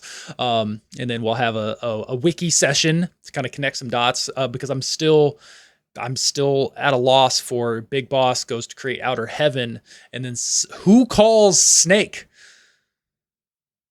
And then how does Venom make it to Outer Heaven to end up being killed? So, but yeah, no, overall, regardless, like it is still a finished story. It is Venom and how he amassed or, came to be. It ends with him fighting Sahelanthropus. And then obviously chapter 2 is basically just Quiet's ending. It's her exit from Mother Base. And then the game, tried to introduce at least Liquid and Psycho Mantis and bridge that gap. But the game is finished. It still stands on its own, regardless of that cutscene being unfinished. But it's a ton of fun to play. I can't wait to play Metal Gear Solid 4, because Metal Gear Solid 4, whereas this was many parts of gameplay, Metal Gear Solid 4 is probably going to be many parts of cutscene. And then we'll see if I ever come back to this, because there's obviously, we can play missions and stuff like that. But as for the game, it's over. So I will cut to us finishing up the cassettes. Okay, let's wrap this up. I got a couple notes. Because I also this is not the wiki. It's just the last of the cassettes we're going to listen to. But I also looked up some wiki. Anyways, just to get some answers, and then went down that rabbit hole. My main question is, when did Venom listen to that last cassette? And has he known from the beginning that he is not Big Boss?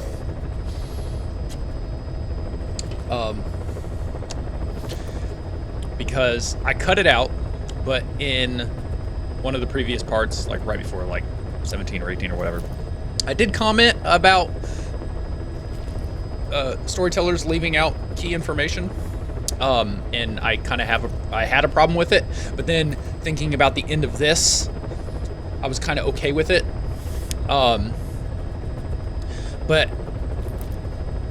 But now, again, we already knew. Anybody who knows the extended lore knows this isn't Big Boss and knows it's Venom.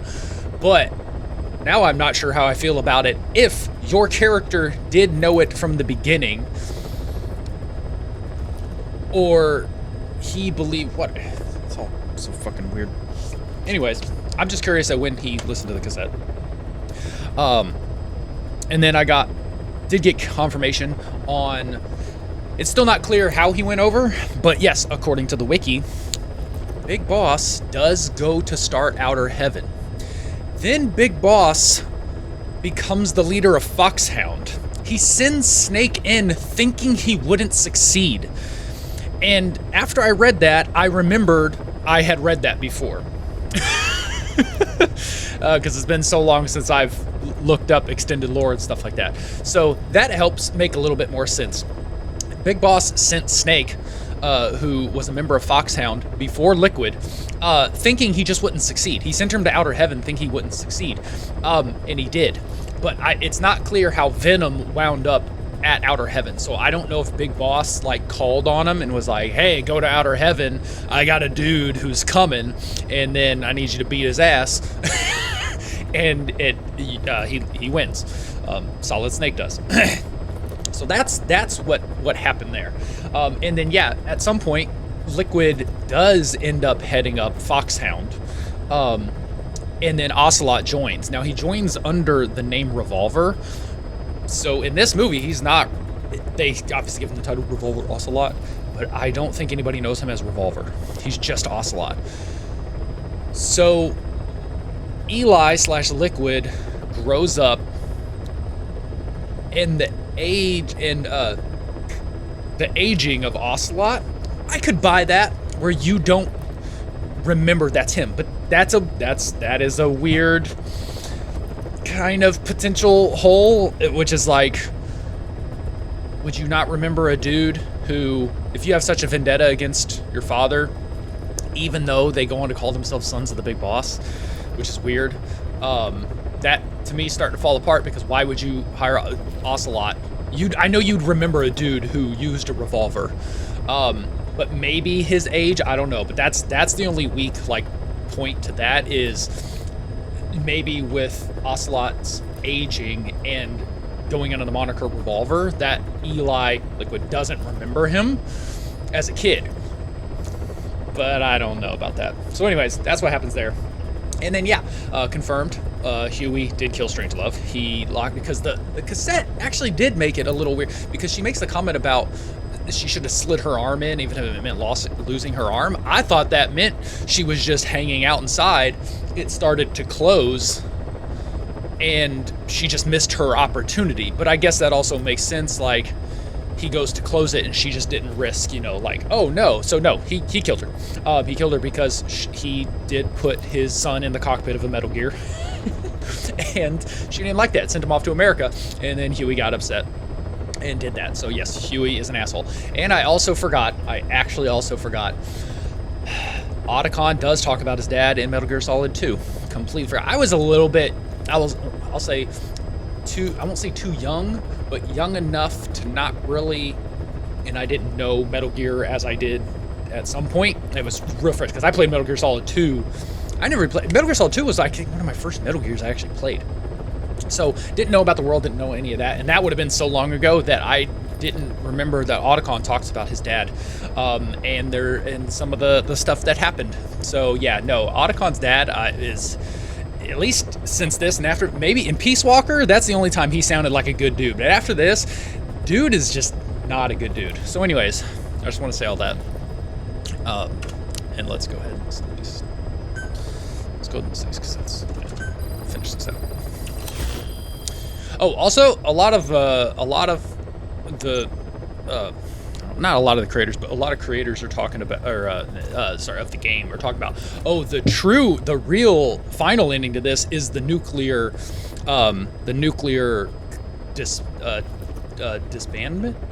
dismemberment. When all players disband their nukes, there's a cutscene that's supposed to trigger. They're trying to say that that's also the true ending of the game. That's not an ending of the game, because that's not real. We're talking about like canonical, sequential timeline of things happening.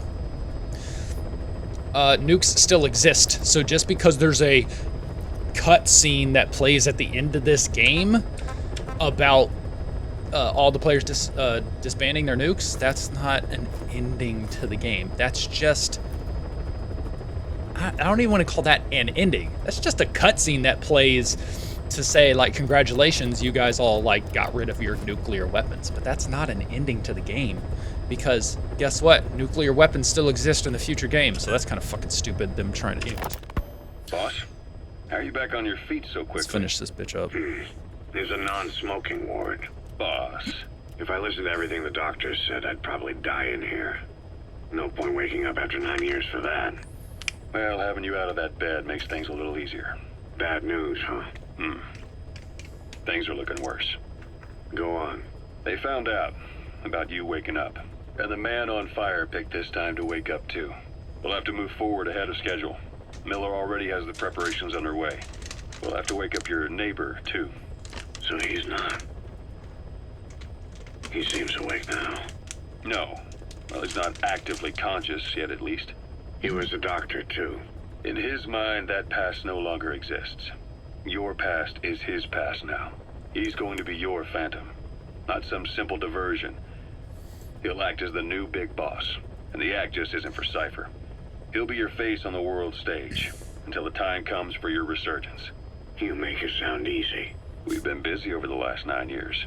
His altered state of consciousness has helped us implant powerful suggestions through induced hypnagogia. He's experienced all your missions on record and shares all your knowledge and experience to make him believe that he is the one true big boss. No one around him will doubt that he's the big boss they know. So when does he listen to the cassette tape? tape? Big boss or a stand-in? What does that mean to him? Nothing. The human brain is capable of many illusions, of pain, of the future.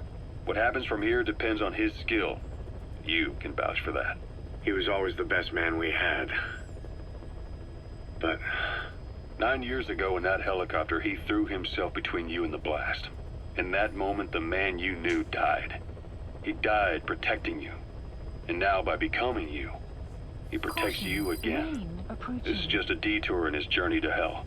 And don't forget, it's what he wanted. He's in his dog days now. It's not just him. We'll be putting the people in this hospital in the line of fire.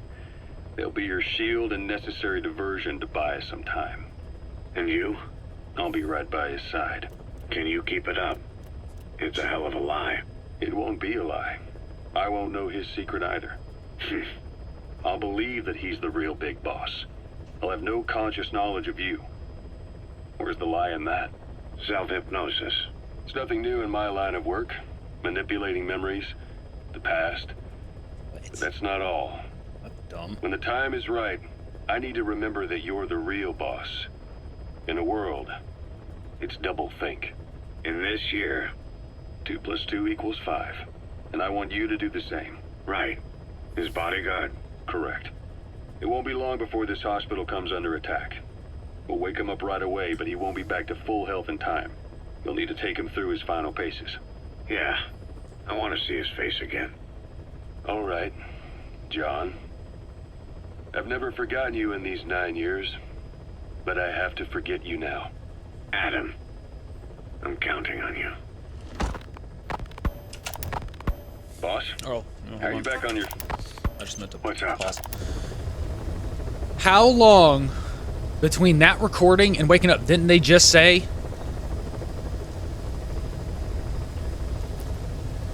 Oh, no, I'm sorry. I actually... Boss? How are you back on your feet so quickly? There's a He said- non-smoking ward. We've been busy in 9 years. If I listened to everything the doctors said, I'd probably die in here. No point waking up after 9 years for that. Well, having you out of that bed makes things a little easier. Bad news, huh? Things are looking worse. Go on. They found out about you waking. So between this tape and my character waking up, which I assume is a couple weeks, because he wakes up in the bed and then it tells you, oh, 3 days since you awoke, 2 weeks since you awoke. In that time, Otacon was able to hypnotize himself into belief. Also, Otacon has fucking trank training. He has an extremely strong mind and is a strong soldier. You're telling me he's subject to, though, like he's what's the term? to succumb. He can succumb to hypnosis and forget already. That sounds like bullshit. What's up? About the 1972 project. Les Enfants Terribles. You never did like the French. All that Catherine the Great aristocratic pompousness gets to me, that's all. Palace talk. They can keep it. Les Enfants Terribles. The terrible children. That madness Zero started. Or the start of his madness. You found out something new? The plan itself was abandoned in '76. ATGC dismantled the project, and their account with DARPA was closed. So I was... That's also something I came across, never even dawned on me again because I was too young when I played Metal Gear Solid 2 and then not really knowing the story. But fucking Sigint is the DARPA chief and then Paramedic is Dr. Clark, and it was like, oh, so the people who worked with you in Metal Gear Solid 3 are who, well, at least the DARPA chief, Donald Anderson, appears in Shadow Moses, which... about what happened to you. Your sons. They're no sons of mine. And they're sure as hell not me. Just a bunch of cells grown in a lab? What they are is much sicker than that. Well, Zero doesn't think so. Eva doesn't either. To them, those boys are your clones. They're you, down to the last hair. Yes. And? The first boys were raised free range, like we thought. Both of them. David has never left the States, but the other, Eli, has disappeared. Might as well call it abandoned. They're through with him. Where is he? He was in England, Zero's home ground. Apparently he traveled to Africa after that, but that's where he escaped from Zero's care. Just like that? Why? Who knows? Maybe he found out about his birth. If he's alive, he'd be 11 or 12 by now. Old enough to think and act for himself. So he might still be alive? On his own, there? I wouldn't bet on it. John, if he is alive, what's the plan? I have nothing to say to him. Treat him like a human being, just another person. Boss, this war business you and Miller started. Since the industry spread out to the PFs, it may have a favorable influence on Cypher. To a ruler, an everlasting enemy is convenient. By directing the public's animosity outside his borders, he could unify their frame of mind. Guns for hire continue the war, then enrich the economy with their spoils. War as a business will become a permanent tool for manipulating the public mind. A new business model. You might even call it a war economy. Before long, Cypher, or rather the Patriots, will be drawn to this. Probably only a few decades before it takes hold. It's not far off at all. Still no leads on Zero. We don't even know whether he's still alive. But the protocol he put in motion's making steady progress. Every day, Sigint's web covers a little bit more of the globe. Total information control. Big Brother Zero. And it'll happen before anyone even realizes. I don't like it. You're the big brother of the battlefield. You've earned a firm grip on the world's military power. But soon, Zero will have nations in his. He'll erase the Cold War, all war from people's minds, and with it the world's borders. Zero's will, his influence, will be unleashed, with nothing to stem the tide. When that happens, opposition will no longer match the lines on the map. And boss, with no borders left, what difference can we make? War will have lost any true meaning to the world. Just one more gear keeping the wheels of economy turning. Another product bearing down the capitalist conveyor belt. The future your friend Miller wanted. That's all there is in store. Perhaps it's already too late. But human will should only be handed down and nurtured by human hands. It can't be entrusted to the system. Especially not that soulless phantom that Zero's left in his wake. No matter what happens, we'll have to fight someday to reclaim our truth. Until next time, Big Boss. Someone has successfully struck at Zero. Since Zero's using a private network, we get information, but we have no way to trace his location. That means the details are still fuzzy at this point, but apparently some new bioweapon was used. As soon as he noticed the dip in his vital signs, he had his stomach pumped and even underwent blood dialysis. But he didn't fully recover. Ironically, if Zero kept more company, he'd have been safe. Since the incident, his speech and actions have been getting more unhinged by the day. He's probably been rushed to another safe house for intensive care. But the location is a complete mystery. That's the way he operates. He went to incredible lengths to make sure his great escape went unnoticed. So far, I know at least Langley and the Pentagon were involved. He had a blackout triggered in New York to disrupt the transportation and information grids, and at least 2 submarines were sighted off the coast. The personnel involved were working off a cover story. Naturally, the White House was fed the same thing.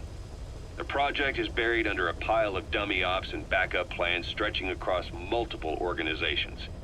It's safe to say not one of the people involved knew what they were moving or to where. All top secret, no trail, no leads. He's living up to his name as usual. Only this time, even I can't find him. Now, the only record of his location lies within the Cypher AI that was at the heart of the escape plan. And that's closed off, with its data sealed away in a secret location. Skullface was able to put together this assassination attempt, but even he can't possibly know where Zero is now. I'll keep searching, but when you're up against he who controls information, it's gonna be a long battle. Boss, it was Anderson after all. That's right, the man who went by Sigint during Operation Snake Eater. Following Zero's disappearance, he's taken over command of Cypher. Well, to be precise, the AI he oversees has. The idea to have an AI act for Zero came about in '74, when the data from the mammal pod penetrated NORAD. Clearly, an AI couldn't be allowed to make its own decisions. So they would take away its ability to act, and instead, create a specialized system in which the AI, bound by specific rules, filters the massive amounts of data it collects before passing it on to people, subtly guiding their decision-making. A system of the people, by the people, for the people. So they began researching how to do it. DARPA apparently brought Strangelove on board to head it up. She was forced out after a certain incident. The direction of the project and any trace of her existence was scrubbed after her departure.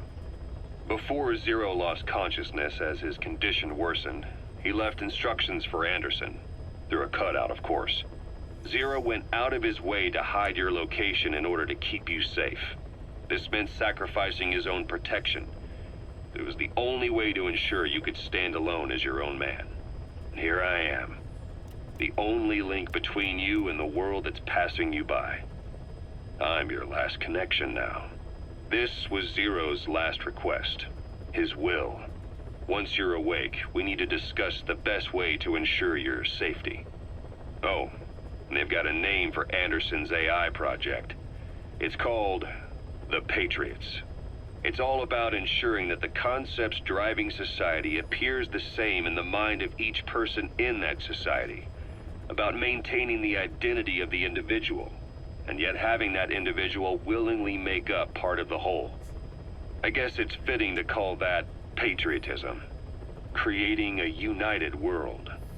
Zero's will is already fading into a shadow of what it once was. Systems, guidelines, rules, laws. When you take a mentality and fix it in a solid shape, put it out there in the hands of people, it can only begin to decay. No mentality can last forever. When the body dies, the will dies with it. And also, typically the younger generation fucking hates it. There's plenty of, you know, the idea that the younger generation, the kids, whatever, you know, adopt the parents' mindset. Obviously is a very thing, you know, parents teach a thing and then the kids either question it or don't, right? And then that's why they go on to do the same thing or believe the same thing. But then there's also the kids that doesn't work with. So at some point, yeah, also we look up, I mean, that's why, I don't want to say civil wars, but like protests and things like that start, is because you're like, I'm fucking sick of this. You people are stupid. Something needs to change. Oh shit, do we get to hear Zero? I haven't heard. He hasn't had a voice in this game yet. Tom, Major Tom.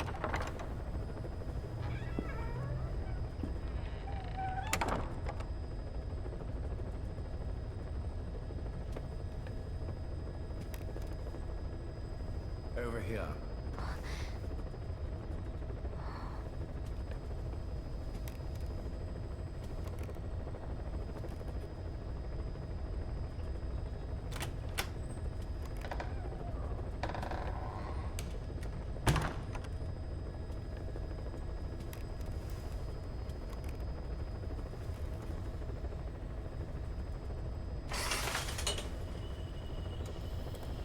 Hello? Not there. Here. Huh?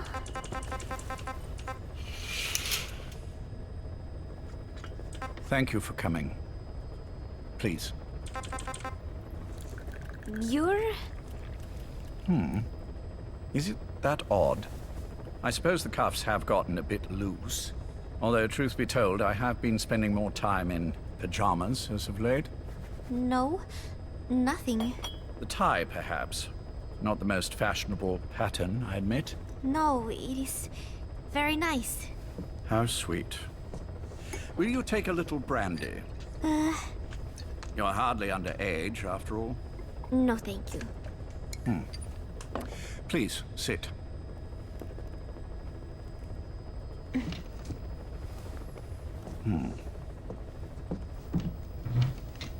Pacifica Ocean. What? Ah, yes. You've already begun. Not bad. A schoolgirl through and through. Even he won't suspect otherwise. Here you are. Thank you.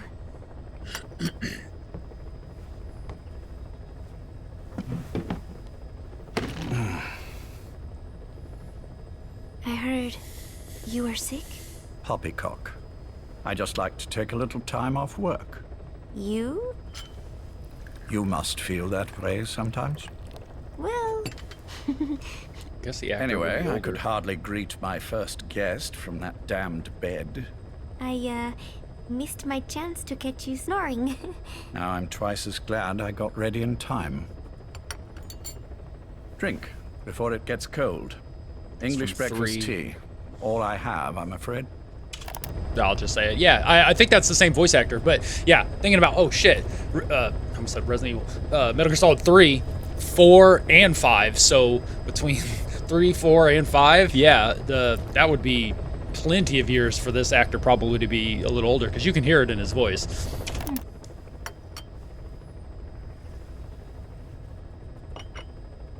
There were 8 candidates before you, meaning you will be the 9th Paz Ortega Andrade. What happened to the others? They're in the next room. They've been taking it easy these past few months. They... Do you see any windows here? No? I've gotten used to it, this life. I am who I am, after all, and I've had my fill of cursing this bloody dungeon. Excuse me. But I can't help sometimes wishing I could see the stars. What should I do? Well, you could go outside, go up to the roof, wait for the clouds to pass. You would have a view of Manhattan, and a pretty one too. But once the wind blows and the clouds pass, you can look up and see a sky full of stars, even here. You've had a hard time getting to where you are. Yes. Sewer rats lead better lives. I know. Extreme training, starvation, days spent without sleep. Abandoned, hurt, and all but killed in every way imaginable. Some of your compatriots died. Others betrayed you, left you for dead. And you did the same to them. But through it all, you survived. And you alone made it here. Just look at you. I can see everything you've been through. Yes. Consider this mission a reward for the mountain you've climbed. Thank you. Yes, well, you know what's next. Yes.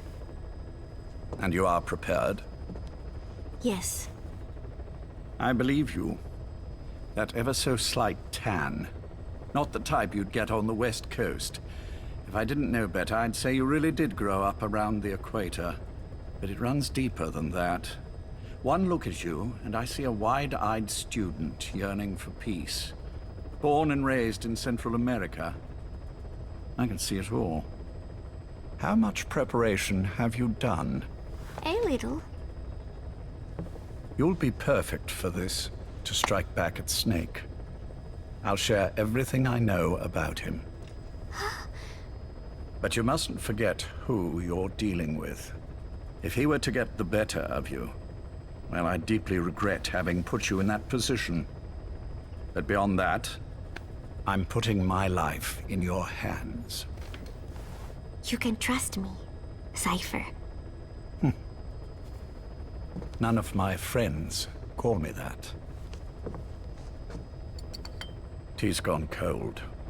Shall I make some more? I know we are the only ones here. There is no one in the other room. And how do you know that? You said I was your first guest. Oh, I haven't had this much fun in quite a while. All right, then. Cypher's been in hiding ever since his grand... I don't mind more story cassettes, but I do have to question in some of these other ones, like, okay. I'm kind of questioning, like, the reason for that cassette. Really? Alright, cool. So? Experiment. No one's seen it in years. All we hear are orders delivered by proxy. Except you. You met with him, face to face, in order to contact Big Boss. Tell me where he is. Where is Cypher? This was Where is Zero? Of Ground Zeroes, right? I've never known choice. Where I was born, the language I speak. I've never had the freedom to choose for myself. Unless it ends with... But you, right now... Zero is... And then it cuts out. Free. Do as you will. It might be that one. This will save Maybe not. Big Boss. It may. Will you really kill Zero for me? Not for you.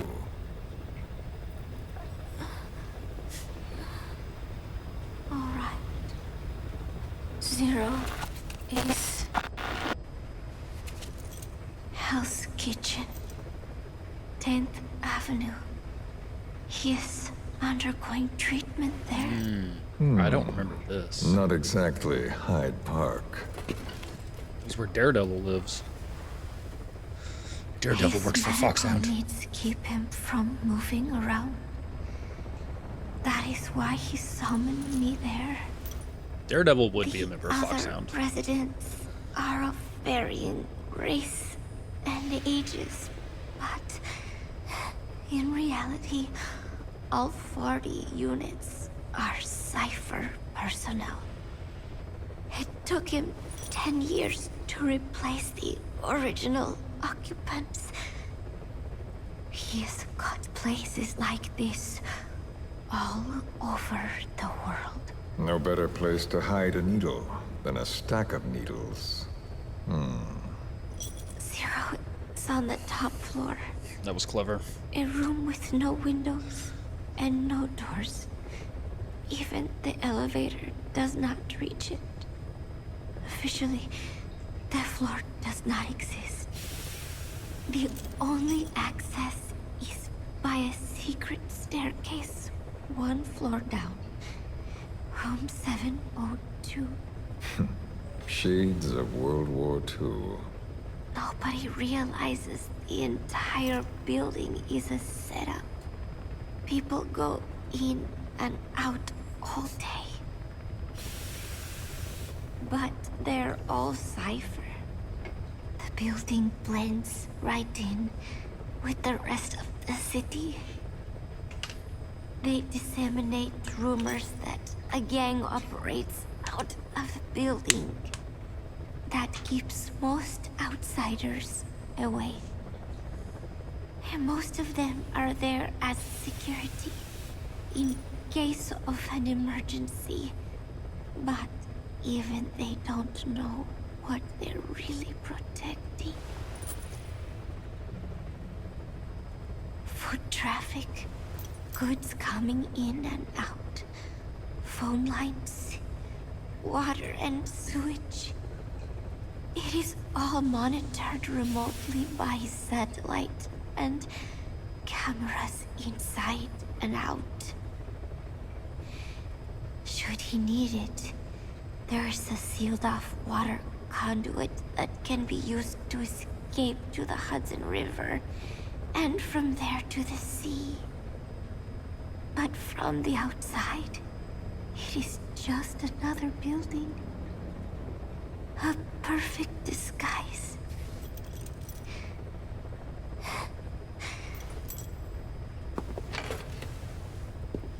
So the Major believes zero suspicion equals total security. Very bold. It's just the kind of ruse I'd expect from him. So long as no one's suspicions are aroused, you could hide there forever. On the other hand, if someone figures it out, there are dozens of ways in. Caution, rain approaching. And he's so paranoid about information slipping out, no one involved has the full picture. That ignorance is a weakness, the downfall of a need-to-know system. The pitfalls are clear. Circumventing them will be simplicity itself.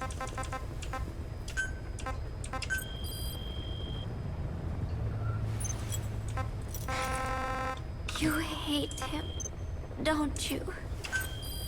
Hate? He never left me to die. I owe him my life.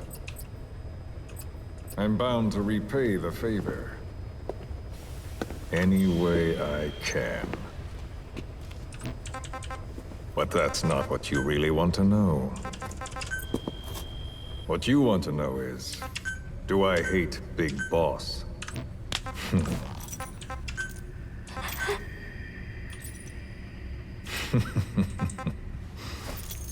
I don't hate the man. I do deserve a little more of his gratitude.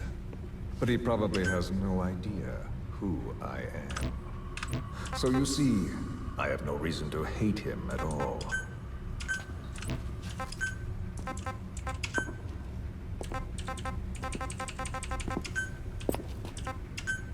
I mean to have my revenge against Zero.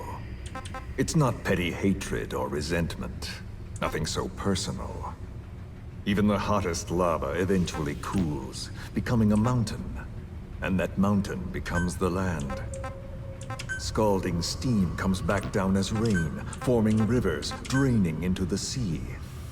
It's then that nature's order sets in. Now I'm merely a part of that cycle.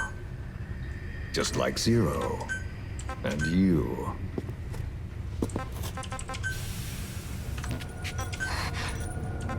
And Big Boss. Don't do it! That lava, that vengeance, is already set as stone. Too late to change things now. Don't kill him! The choice is not mine to make. Please, let Big Boss live! Proceed. Please!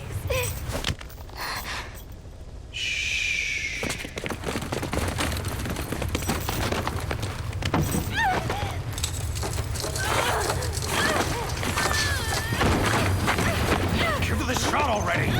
Hold her still! It's me. Ocelot. It's been quite a while. Yeah, I'll say. Took a lot longer for you to surface than I expected, Major.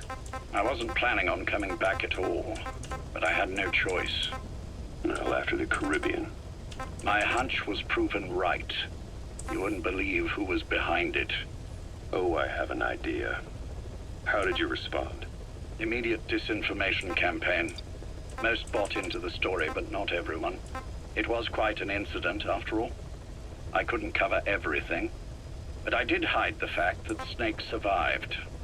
And that should buy us some time. Where is he? En route to an old foxhole of mine. A base in the British sovereign area of Cyprus. The military hospital at Dikelia? Ava's leading the operation. Ava? Following your orders? Funny, isn't it? That we should all reunite like this. This is an emergency. Otherwise, I sure as hell would... Yes, I don't expect you to bury the hatchet between us. Something simply won't ever happen. Even I can appreciate that.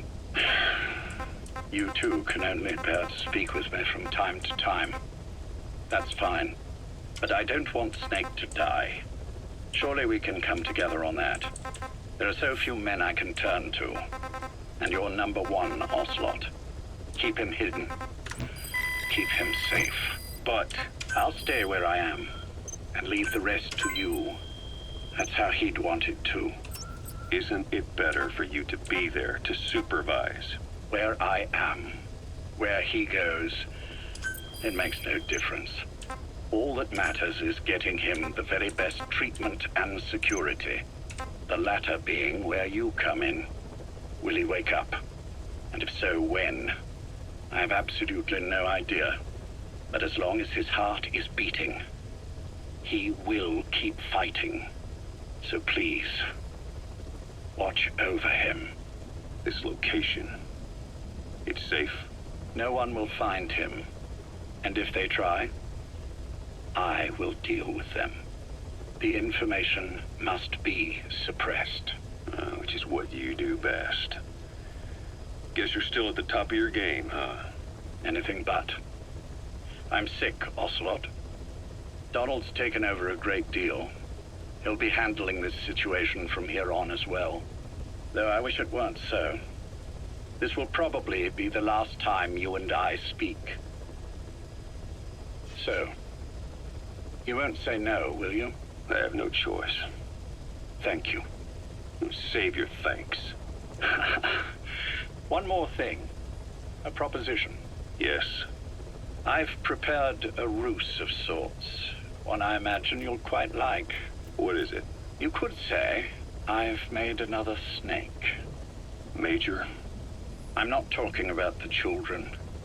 A mental copy. His phantom, if you like. I don't understand. You will when you get to Cyprus. I've set the ball in motion, but the rest is in your hands. You're good at this kind of thing. The best. I need you on this. If it's in his best interests. I assure you, it is. Look after Snake. He's the toughest son of a bitch I've ever known. That's interesting. Didn't know that Zero sounds like is the one actually responsible for creating Venom Snake. That's neat. Okay, I didn't know that. Yes, it's me. You weren't in hospital long.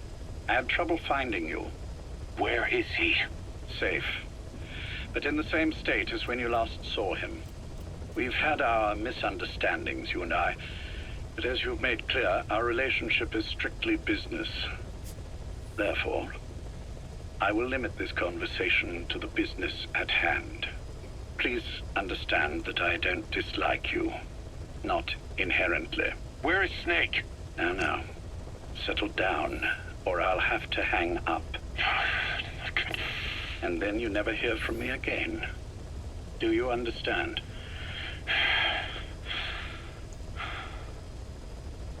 First, about your boss.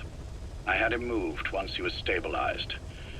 I'm sure it came as quite a shock to you when you woke up. You'll have to forgive me. I told them to stop putting me under. Surely you understand. Specialized medical treatment in places like that can be positively nightmarish. We couldn't have left him there forever. And to be honest, I wasn't entirely comfortable leaving matters in your hands. Don't take it the wrong way. Anyone looking for him would be looking for you. He needed to be as far from you as possible. In fact, I'm still not sharing his location, even now. Problems could arise. So instead, I'm giving you a point of contact. An introduction to a network of messengers who will lead you to a man. A friend to your boss. I'm sure he's mentioned him before. He knows Snake's location. More than any man alive, I trust him with this sort of thing. Keeping secrets, or men in the dark. He's known Snake quite a while. 10 years longer than you. Kazuhira, I don't care if you don't trust me, but I require your absolute trust in him on this. Snake will be brought back into this world, however long it takes. Understood? The only reason we're having this conversation is because you still have a role to play. Which brings me to the next issue. What happens after he regains consciousness? When Snake wakes up, and he will, he'll need your help again. So when he does, I promise you'll be the first to know. The code phrase will be, V has come to. I'll then mobilize all the necessary parties. Think of it as an overture to a prologue.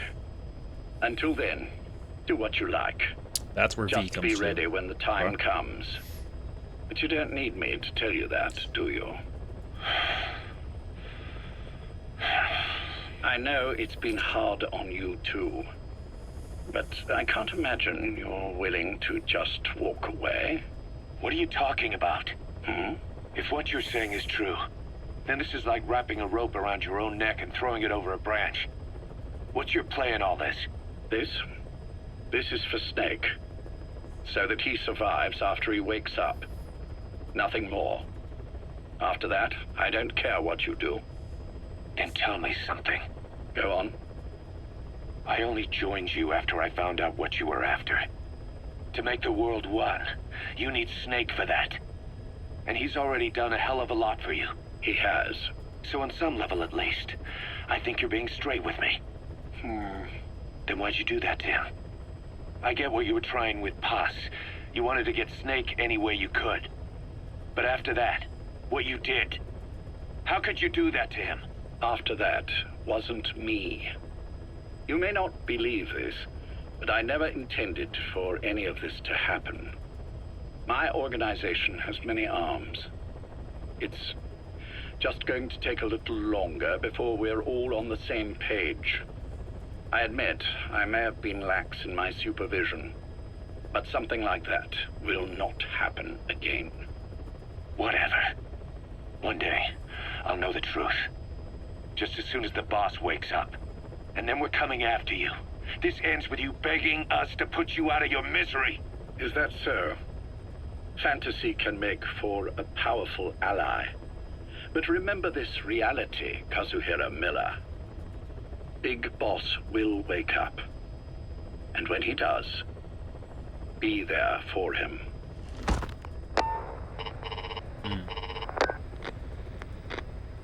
Major, I wondered whether you'd really call. Exer, I presume this was your doing? Do you like my gift? I've been searching a long time for this. It is what you were looking for, yes. The winged dagger of a comrade lost to the sands of Egypt. He served under the boss back in Rayforce. I delivered this pin to her after his death. We were both so very young. From that moment on, she never let it leave her side. She was still carrying it in Selinoyarsk. How about the back?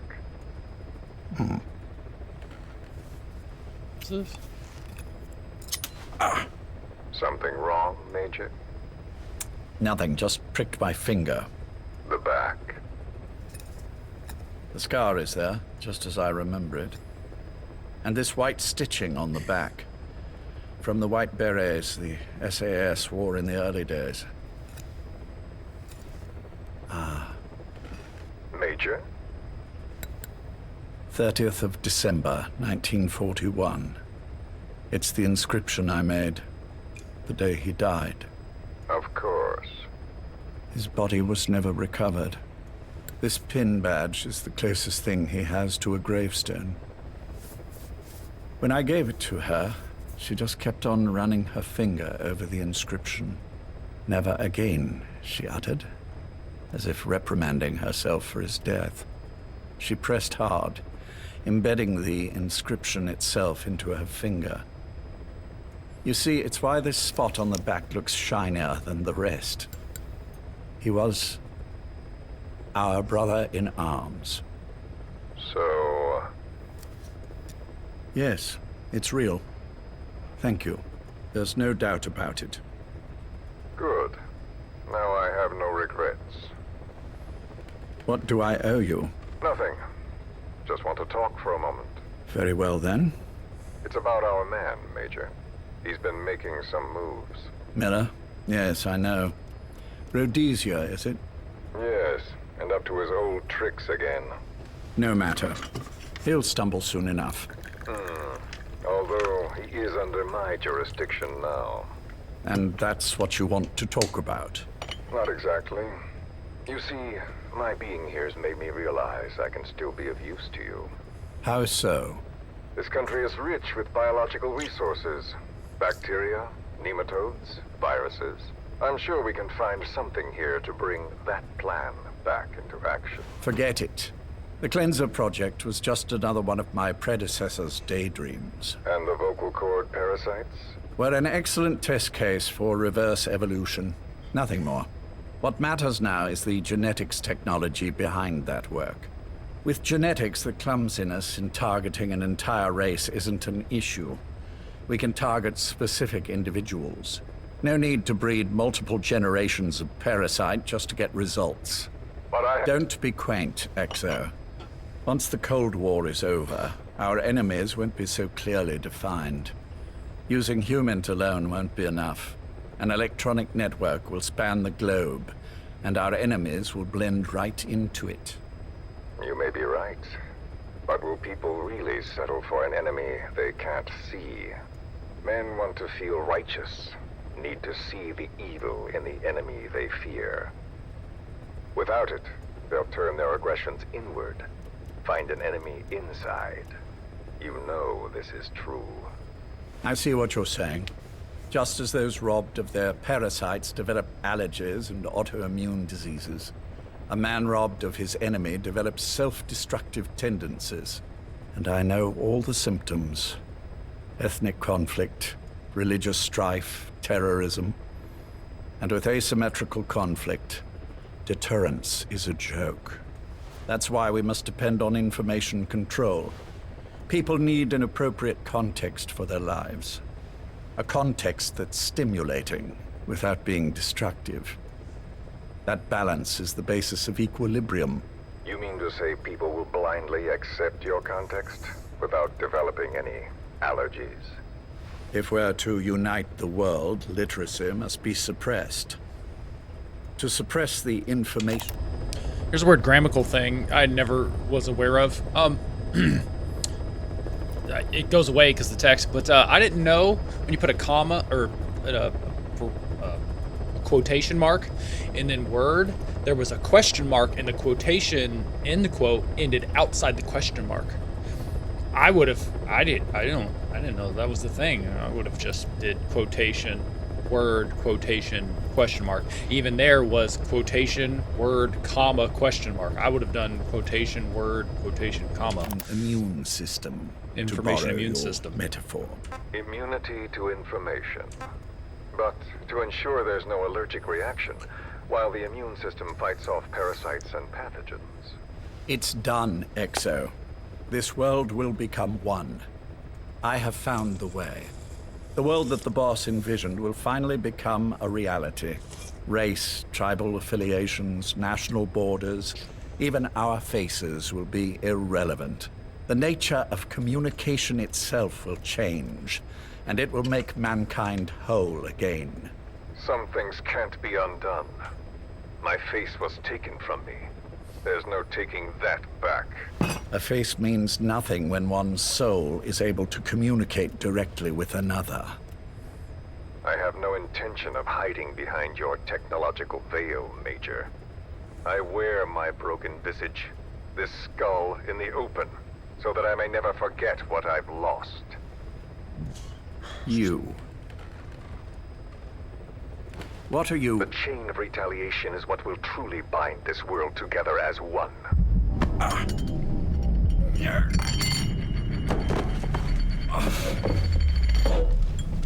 I assume that prick did something. The pin. You... Yes, the pin. Is that really a good... Look, I know, like, there's just mishaps that happen, but really, was your goal to hope he hit himself on the pin? Like, did you foresee how somebody moves a pin and like, yes, he will prick himself? Like, really? Okay. Also, this feels like a normal thing that is missed, which is Skullface's revenge. Basically taking it out on people who aren't responsible for what happened to you. So if you were to wipe out a language and anybody who spoke English, you're killing people who had absolutely zero to do with what happened to you, which still makes you the fucking asshole.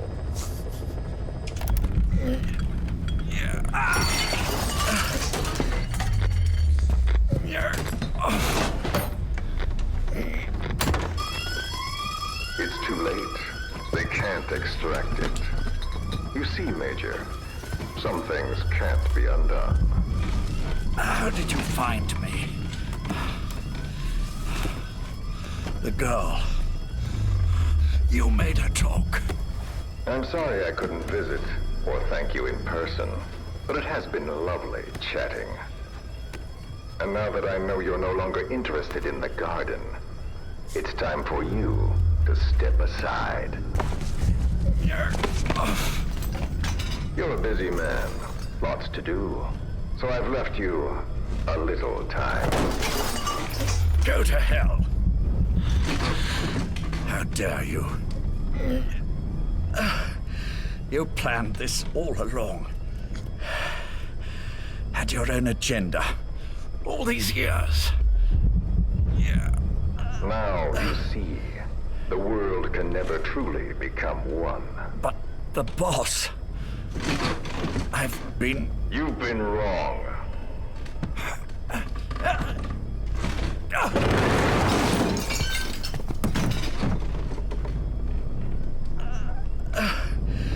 You're no different. Just like him. What the fuck is he talking about? Donald? None of you understand the world she saw. I would say the same to you, Major.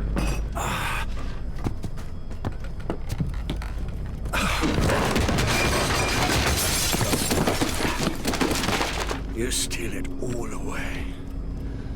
Everything. The boss said the same thing. Only I understood what she meant. Major, I'll handle the rest. Oh, and one more thing. That pin badge, it was a fake. I held on to the real one. I'll take good care of it. And continue the boss's work.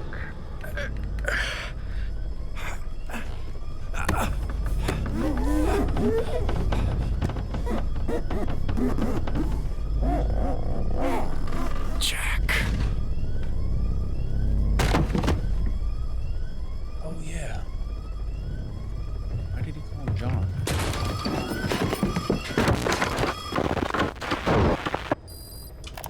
So that's interesting. I'm okay. I know I have memory issues with certain things going just in and out, but like I'm trying to remember if I even remember listening to these the first time I played, and it would have had to. Like I have less percentage complete in this playthrough than when I first ever played this game, before doing recordings and stuff. But that's interesting. So now they're saying they have Skullface actually also carrying out the boss's will based off of his interpretation, which is definitely wrong.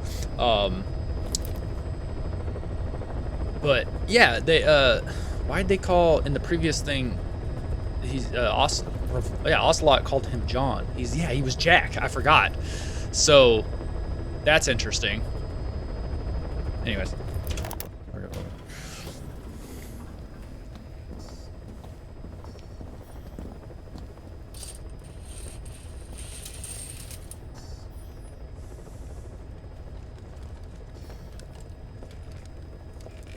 Oh, and then, yeah, so basically Skullface, XO,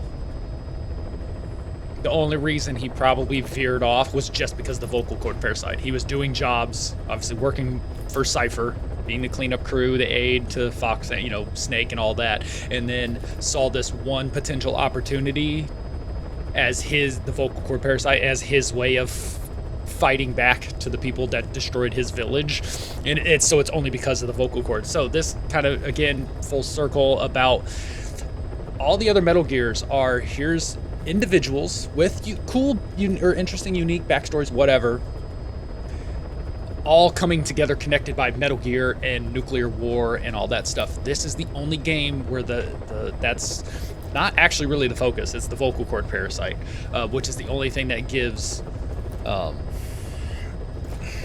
Skullface his purpose.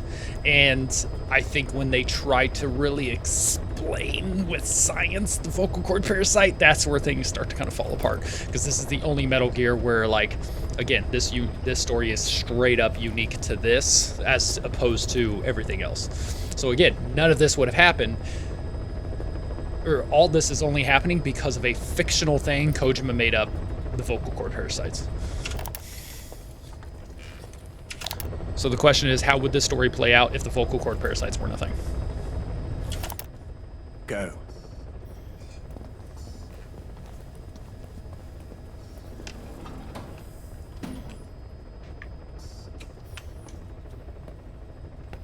I almost thought you wouldn't come.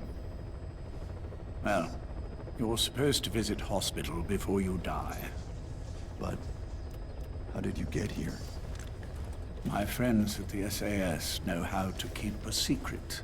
Whose voice is that? The trip to the airport was a little dramatic, but the rest was easy. Still, I've had smoother rides. Oh, look. Escorted myself with my tea. I won't be staying long. I understand.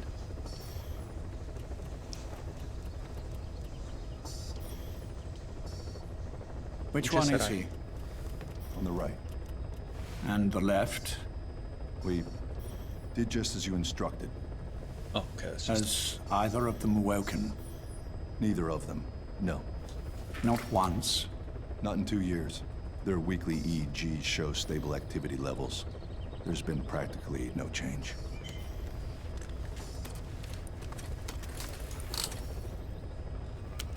Jack?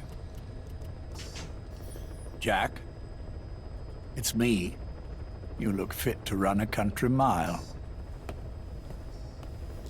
That was actually something I wasn't clear on either until just now. So Snake himself also was out for a while. So did they just happen to wake up at the same time? Or did they induce Snake into a coma and then woke up? That's actually very unclear. 4 hours, we move all of their muscles, subject them to load. They're stable, but eventually... Yes, of course. Huh. We've done everything we can to ensure they're ready to move, should they wake up. Still, it's been a pretty long time.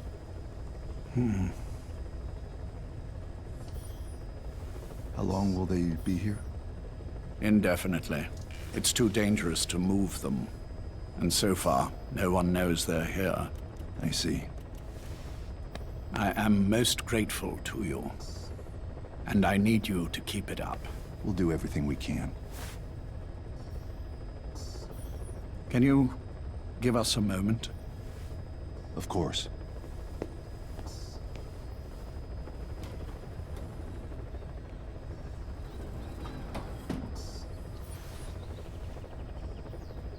Jack, can you hear me? Nice place, isn't it? I went to a lot of trouble bringing you here. Here where no one will find you. Still, the Ocelot's on guard duty, just in case.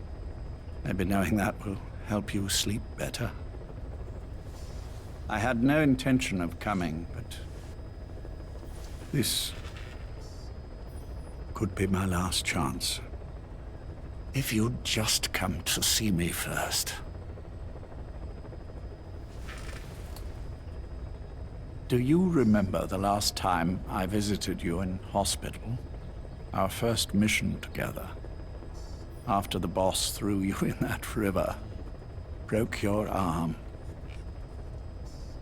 Ah, the good old days. I never told you this, but I had another team at my disposal back then, with a very special man leading it. Maybe he didn't like the arrangement. In any case, this man, he seems to have done something to me. Which is why I'm quite sick myself. Up here. Which, that's something I wanted to comment on. That's kind of interesting slash not impressive, but whatever, in terms of Skullface said, I gave you a little bit of time. But it's like, yeah, you gave him till, I don't know. I mean, his living conditions are shitty, but I don't remember when Metal Gear Solid 4 takes place, but he's alive in Metal Gear Solid 4 in a wheelchair. So he lasts a long time. There's nothing they can do. I always was the forgetful type, as you know. Caution, rain I'm approaching. all right for now, but they say it's a one-way street. Like, dude lives for like another... If you don't wake up soon, what, I won't 40 remember years? you when you do.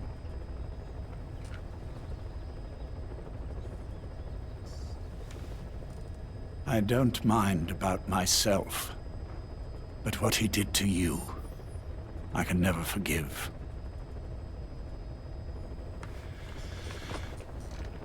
I've sent him to Africa, and I doubt he's coming back.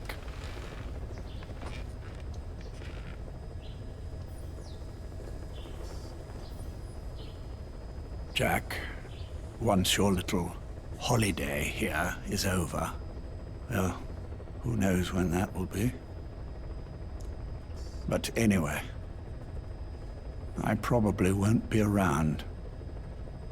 I'll be somewhere even you can't find me. A tombstone chiseled into the code of a machine. That is all I leave to mark my existence.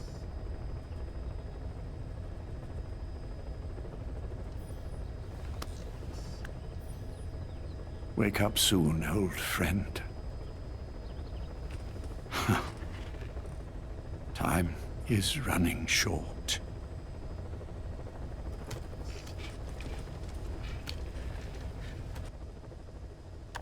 Nope, that is genuinely it. Okay.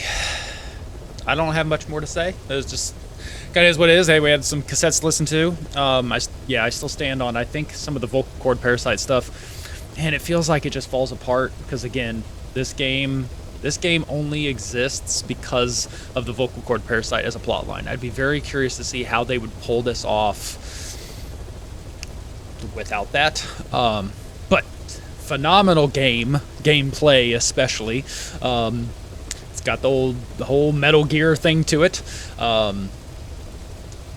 It'll be interesting to see if I come back just for funsies to play more missions and beat it. I don't know if I've ever looked up if there's anything else hidden, because I will say, challenge tasks, I kind of was thinking, achieved 100, an Intel tapes played rate of 100%. So we've officially listened to every Intel tape. There is no more Intel tapes to listen to. Yeah, it's a ton of fun. So obviously, you know, side ops still have, you know, plenty of side ops to go through. Could easily replay missions. But as for the main LP, that is the end to the story of Metal Gear Solid 5 Phantom Pain, and I will see you in the prequel to Metal Gear Solid. Yes, Metal Gear Solid, when we read the wiki. Or at least brief parts of the wiki to kind of catch up and maybe make some sense of stuff. So thank you for joining me, and I'll see you in the wiki read. Doses.